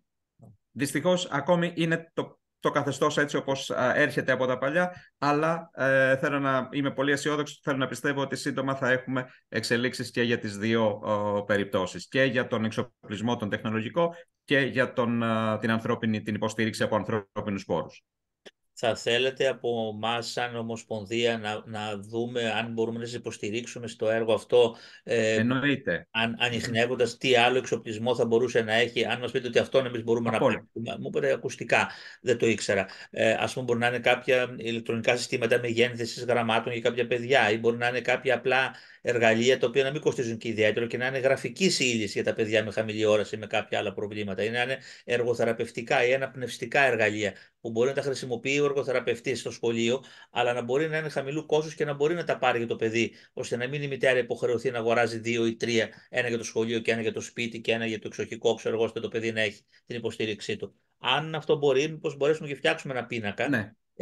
Θα είναι χαρά μας να έχουμε τις προτάσεις στην κατεύθυνση αυτή που είπα προηγουμένως και παράλληλα με τις προτάσεις του τι είδους εξοπλισμό μπορούμε να δώσουμε και την αιτιολογία σε ποιες περιπτώσεις πηγαίνει ο κατάλληλος εξοπλισμός. Να σας δώσω ένα παράδειγμα. Αυτή τη στιγμή, ας πούμε, για όλους τους μαθητές με προβλήματα όρασης υπάρχει ένας σταθερός εξοπλισμός, ένας υπολογιστής και όλα αυτά, τα οποία κοστίζουν και ακριβά, να το πω έτσι, αλλά δεν χρειάζονται το ίδιο σε όλα τα παιδιά. Υπάρχουν παιδιά που πραγματικά τον χρειάζονται αυτόν τον εξοπλισμό με όλα τα εξαρτήματα. Υπάρχουν όμως και παιδιά που μπορούν να καλυφθούν με πολύ λιγότερο κόστος, αλλά που θα είναι και πιο αποτελεσματικό σε πολλές περιπτώσεις. Θέλουμε αυτό. Οπότε είμαστε πραγματικά ανοιχτοί σε όλες τις προτάσεις που πιθανόν μπορούν να μας κατατεθούν. Ακόμα κι αν είναι 2 περιπτώσεις σε όλη τη χώρα, να το πω έτσι απλά, θέλουμε να τις ξέρουμε, παρά να τις αντιμετωπίσουμε εκ των υστέρων. Εμείς θα προσπαθήσουμε σαν Ομοσπονδία να πλησιάσουμε συλλόγους και κυρίως γονιών. Είναι η Ποσγαμαία, η μεγάλη Ομοσπονδία που έχει περίπου 260 συλλόγους γονιών σε όλη την Ελλάδα. Ίσως να ανοίξουμε ένα διάλογο μαζί τους και να δούμε ακριβώς τι είναι εκείνο που θα θέλαν υποστηρικτικό πέρα από την καθαρά ένα λάπτοπ ή ένα υπολογιστή με κάποιες ειδικά προγράμματα, κατά κατηγορίες αναπηριών. Εκεί μέσα είναι και τα σπάνια, δεν μπορώ να τα εξαιρέσω. Αν υπάρχει κάτι πολύ ειδικό, θα το συζητήσουμε και όπως παραδείγματος χάρη στο ΕΝΕΟΠΗ γίνεται μια κατεξαίρεση έγκριση ενός ειδικού βοηθήματος κατά τις ανάγκες του παιδιού. Φαντάζομαι θα υπάρχει μια δυνατότητα, αν υπάρχει μια τεχνολογία πολύ εξειδικευμένη για κάποιο παιδί, παραδείγματος χάρη, που δεν μπορεί να κινήσει χέρια και θα πρέπει να έχει μια βλεμματική επικοινωνία με τον υπολογιστή ώστε να κάνει ένα εκπαιδευτικό παιχνίδι. Και αυτό ακόμα, αν χρειαστεί και υπάρχει το πρόγραμμα, να μπορεί να το αγοράσει και τις ανάγκες του παιδιού. Δηλαδή, θα ρωτήσουμε και το ΕΛΕΠΑ που δουλεύει με τα παιδιά και ίσως και αν οι επιστήμονες που είναι στα κέντρα και παρέχουν τέτοια υποστήριξη στα παιδιά μας παραπέμψουν. Είναι και δουλειά αποκατάστασης κυρίως αυτό, έτσι. Θα το ζητήσουμε. Ειδικά το τελευταίο που αναφέρατε για τον υπολογιστή που μπορεί να τον χειριστούμε χωρίς να ακουμπήσουμε πληκτρολόγιο, όντως σε περιπτώσεις σχολικών μονάδων ειδικής αγωγής χορηγείται. Χορηγείται. Ωραία, μπράβο. Ωραία. Αλλά σας λέω μόνο σε αυτή τη στιγμή τουλάχιστον σε σχολικές μονάδες ειδικής αγωγής και εκπαίδευσης. Θέλουμε όμως, όπως είπα, δηλαδή να μπορούμε να είμαστε πολύ συγκεκριμένοι. Ωραία. Θα ανοίξουμε ένα διάλογο, θα προσπαθούμε να το φτιάξουμε και θα δούμε πόσο θα βοηθήσει και εσάς. Σίγουρα θα βοηθήσει, αλλά και εμείς θα συλλέξουμε την εμπειρία από τον κάθε μια περίπτωση των αναπηριών που υπάρχουν. Ωραία, γι' αυτό γίνονται οι συζητήσεις. Βλέπετε, ο ένας βοηθά τον άλλον και είναι σημαντικό να ακούμε. Και η γονιός που μίλησε και έδωσε την εμπειρία της μας βοήθησε να καταλάβουμε τις πραγματικές ανάγκες που τις ξέρει. Μπορώ να συμπληρώσω κάτι? Παρακαλώ, ναι. Δεν ολοκλήρωσα πριν. Επίσης, έχουμε ένα δεύτερο πολύ σημαντικό πρόβλημα, το γεγονός ότι τα παιδιά μου δεν μπορούν να εξεταστούν προφορικά. Παρόλο που έχουν κάτω του 1/10 όρασης, δεν συμπληρώνουν το επαρκές ποσοστό από τις αποφάσεις του ΚΕΠΑ που πήραμε για την αναπηρία, για να έχουν προφορική εξέταση. Δηλαδή, ο μικρός μου γιος που είναι περισσότερο επιδεινωμένη η κατάστασή του, έχει πάρει 60% αναπηρία για τα μάτια και 50% για το διαβήτη, αθρηστικά 80%. Όμως, για να δίνουν προφορικά, χρειάζονται 67%. Ναι, ακριβώς. Είμαι αναγκασμένη να τους ξαναπεράσω από τα ΚΕΠΑ τώρα με άγνωστο το τοπίο, εάν μου τη δώσουν και αυτή τη φορά την αναπηρία. Θεωρούμε ότι τα ΚΕΠΑ, λόγω του ότι όταν έχουν πάντα μαθητές ή ανθρώπους οι οποίοι είναι φοιτητές, έχουν μεγαλύτερη ευαισθησία, γιατί όποιες παροχές τους δεν είναι κυρίως σε χρήμα, είναι σε είδος και σε ποιότητα υπηρεσιών. Φαντάζομαι ότι δεν πρέπει να κολλάμε σε καταστάσεις τέτοιες και κυρίως τα ΚΕΠΑ έχουν μια συνεργασία. Βλέπετε ότι μια απλή αλλαγή ενός ποσοστού που δεν λέει τίποτα σε κατάσταση βοηθάει τον εκπαιδευτικό να κάνει τη δουλειά του σωστά και το παιδί να μην έχει το άγχος των εξετάσεων ή της όλης διαδικασίας. Αυτό δεν ξέρω, κύριε Μπουσδούνη, μπορούμε να τα δούμε σε επίπεδο του σχεδιασμού που κάνουμε για την έγκαιρη παρέμβαση και στην Επιτροπή. Σίγουρα μπορούμε να το δούμε. Αυτή τη στιγμή, όπως το ανέφερε και η αγαπητή κυρία, έτσι όπως είναι η νομοθεσία, θέλει το 67%. Αυτή η νομοθεσία υπάρχει. Αλλά επειδή, όπως σας είπα, ο σχεδιασμός μας είναι να μπορέσουμε να είμαστε αποτελεσματικοί, ναι. Εγώ δεσμεύομαι να δούμε όλες τις παραμέτρους σε κάθε περίπτωση πώς μπορούμε πραγματικά να είμαστε περισσότερο αποτελεσματικοί. Αυτό δεν σημαίνει ότι θα πω ότι αύριο το πρωί θα αλλάξει ξαφνικά η νομοθεσία, αλλά πρέπει να αρχίσουμε να βλέπουμε τις περιπτώσεις εξατομικευμένα εκεί πραγματικά που χρειαζόμαστε και όχι το οριζόντιο επίπεδο. Ίσως και ο νόμος όταν διατυπώνεται, γιατί και εμείς αποφάσεις βγάζουμε στα Υπουργεία, είμαστε και πώς όταν διατυπώνουμε. Ναι. Μπορούμε να πούμε ότι δύναται να είναι έτσι και σε κατά περίπτωση και κατά εξαίρεση, εφόσον το ΚΕΔΑΣΥ εισηγηθεί, μπορεί το ποσοστό να είναι από 50, να κατέβει δηλαδή και 10 μονάδες κάτω, αν χρειαστεί να εκτιμηθεί με βάση το συνολική εικόνα του μαθητή. Γιατί υπάρχει μια... Ακριβώς αυτό που είπατε, δηλαδή... με βάση τη συνολική εικόνα του μαθητή και όχι μόνο δηλαδή... τον αριθμό του αν είναι 67 ή 66,5, να το πω έτσι. Αυτό θα ήταν πολύ σημαντικό να γίνει. Εμένα αυτή τη στιγμή, ας πούμε, ο μικρός γράφει πάνω στο χαρτί, σχηματίζει ναι μεν τα γράμματα, γιατί από μνήμης τα έχει μάθει από την πρώτη δημοτικού, που η όραση ήταν σε πολύ καλύτερο επίπεδο τότε, γιατί σταδιακά υπάρχει απώλεια όρασης. Σχηματίζει λοιπόν τα γράμματα πάνω στο τετράδιό του, φυσικά δεν βλέπει τις γραμμές και τα κάνει σαν να είναι ακαταλαβίστικα. Δεν μπορείς να βγάλεις άκρη. Το ένα πάνω στο άλλο, ναι. Να προσθέσω εδώ, και επειδή αναφέρθηκε ότι είναι σταδιακή η απώλεια ώρας, δηλαδή και με τη συνεργασία των δικών μας υπηρεσιών, των υπηρεσιών του Υπουργείου Παιδείας, με τις αντίστοιχες υπηρεσίες του Υπουργείου Υγείας, όπου θα βλέπουμε αυτή την εξέλιξη, να μην περιμένουμε να εμφανιστεί πρώτα το αποτέλεσμα της εξέλιξης, αφού είμαστε όλοι, να το πω έτσι απλά, σίγουροι στο δρόμο που έχουμε μπροστά μας. Να είμαστε ευέλικτοι και αποτελεσματικοί από τη στιγμή που πρέπει. Ακριβώς. Εγώ αυτή τη στιγμή, ας πούμε, έχω πάρει τα παιδιά τα βιβλία για αμβλίωπες, τη μεγαλύτερη γραμματοσυρά, παρόλα αυτά πλέον δεν τα βλέπει ούτε αυτά. Δυστυχώς η πάθηση που έχουν σκοτώνει κύτταρα του οπτικού νεύρου, το οποίο σημαίνει ότι δεν είναι θέμα του οφθαλμού για να μπορούμε να χρησιμοποιήσουμε γυαλιά. Έχει κάποια γυαλιά που κάνουν λίγο πιο bold τα γράμματα, αλλά και πάλι δυσκολεύεται πλέον. Δηλαδή, εγώ αυτή τη στιγμή δεν έχω λύσει το πώς να διαβάζω το παιδί μου, πέρα από το προφορικό να το διαβάζω εγώ. Ή η παράλληλη στήριξη που τον βοηθάει και τα εκφωνεί, ας πούμε, εκείνος και τα σημειώνει η κοπέλα που του κάνει παράλληλη στήριξη. Είναι πάρα πολύ δύσκολο όλο αυτό. Και το παιδί κουράζει και γενικότερα.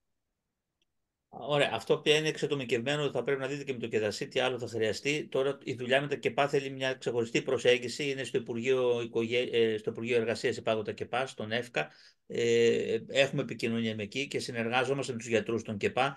Είναι πράγματα που τα θέτουμε υπόψη τους. Εντάξει, γίνονται πολλά. Παρόλο που η νομοθεσία έχει βοηθήσει προς το θετικότερο και καταγράφει τα σπάνια νοσήματα, δυστυχώς κάθε μέρα βρίσκουμε πρακτικές που αντί να πάμε μπροστά μετά από 10 χρόνια κατοχήρηση των πραγμάτων και ο κώδικας αναπηρίας τους τα αναφέρει μέσα, φτάνουμε στο σημείο το αντίθετο, δηλαδή να καταργούμε πράγματα που έχουμε κατακτήσει τα τελευταία 6 χρόνια και να πάμε πιο πίσω. Αυτό είναι πολλές φορές θέμα και απειρίας και θέμα να μην κατανοούμε τις συνέπειες των πραγμάτων. Δηλαδή δεν μπορείς τώρα σε ένα παιδί που είναι στην μισή εκπαιδευτική του πορεία να λες ότι δεν μπορεί να εξεταστεί προφορικά, που δεν κοστίζει τίποτα στο κράτος, έτσι, αλλά θα διευκολύνει, εφόσον του εισηγηθεί και το ΚΕΔΑΣΥ, την πορεία του την εκπαιδευτική και το μείωση του άγχους του και την καλύτερη έτσι, επίδοσή του. Και ούτε να περιμένουμε ένα ποσοστό να λύσει το πρόβλημα. Άρα να έχουμε μια ευελιξία, θα το δούμε αυτό, είναι θέμα θεσμικό. Δεν είπα, όπως είπε ο κ. Μπουσδούνης, δεν ξέρουμε αν θα λυθεί αύριο, αλλά οι εισηγήσεις των ανθρώπων που έχουν ανοιχτά αυτιά και ανοιχτό μυαλό, να ξέρετε ότι θα το διεκδικήσουμε και θα το υποστηρίξουμε και εμείς και σαν Ομοσπονδία και ο κ. Μπουσδούνης σαν προϊστάμενος εκπαίδευσης του ειδικής αγωγής. Ακριβώς. Το ευχόμαστε. Ευχαριστούμε πολύ για την παρέμβασή σας. Ευχαριστώ. Και εγώ ευχαριστώ. Υπάρχει κάποια άλλη ερώτηση? Αν υπάρχει κάποιο σχόλιο?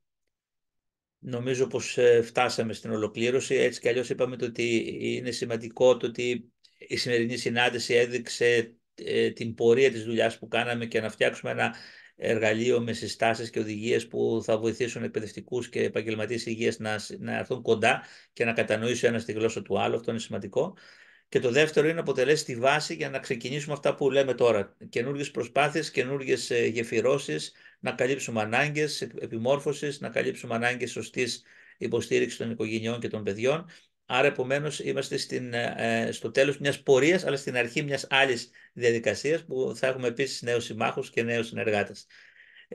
Εγώ θέλω να ευχαριστήσω όλους σήμερα για την παρουσία σας, τον κύριο Μπουσδούνη από το Υπουργείο Παιδείας, το ΙΠΕΘΑ, την κυρία Γελαστοπούλου από το Ινστιτούτο Εκπαιδευτικής Πολιτικής, την κυρία Πρασούλη από το Ινστιτούτο Υγείας του Παιδιού και την κυρία Πόνς από το Αγία Σοφία και τα Κέντρα Εμπειρογνωμοσύνης του Παιδών και του Αγεννητίου Νοσοκομείου για την συμβολή τους και στις ομάδες εργασίας και στη σημερινή παρουσίαση. Να πούμε ότι θα συνεχίσουμε τη δουλειά αυτή που, όπως την κουβεντιάσαμε σήμερα, θα χτίσουμε το επόμενο βήμα που χρειάζεται να γίνει.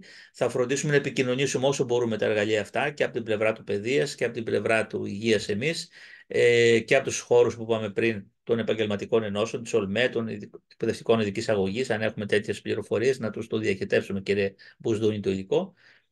Και ευχαρίστως να κάνουμε αυτά που λέγαμε, έτσι, τα σεμινάρια τα πιο εξειδικευμένα στην ευαισθητοποίηση στα σπάνια. Λοιπόν, να σας καληνυχτήσω όλους. Και εμείς ευχαριστούμε πολύ. Καλή συνέχεια.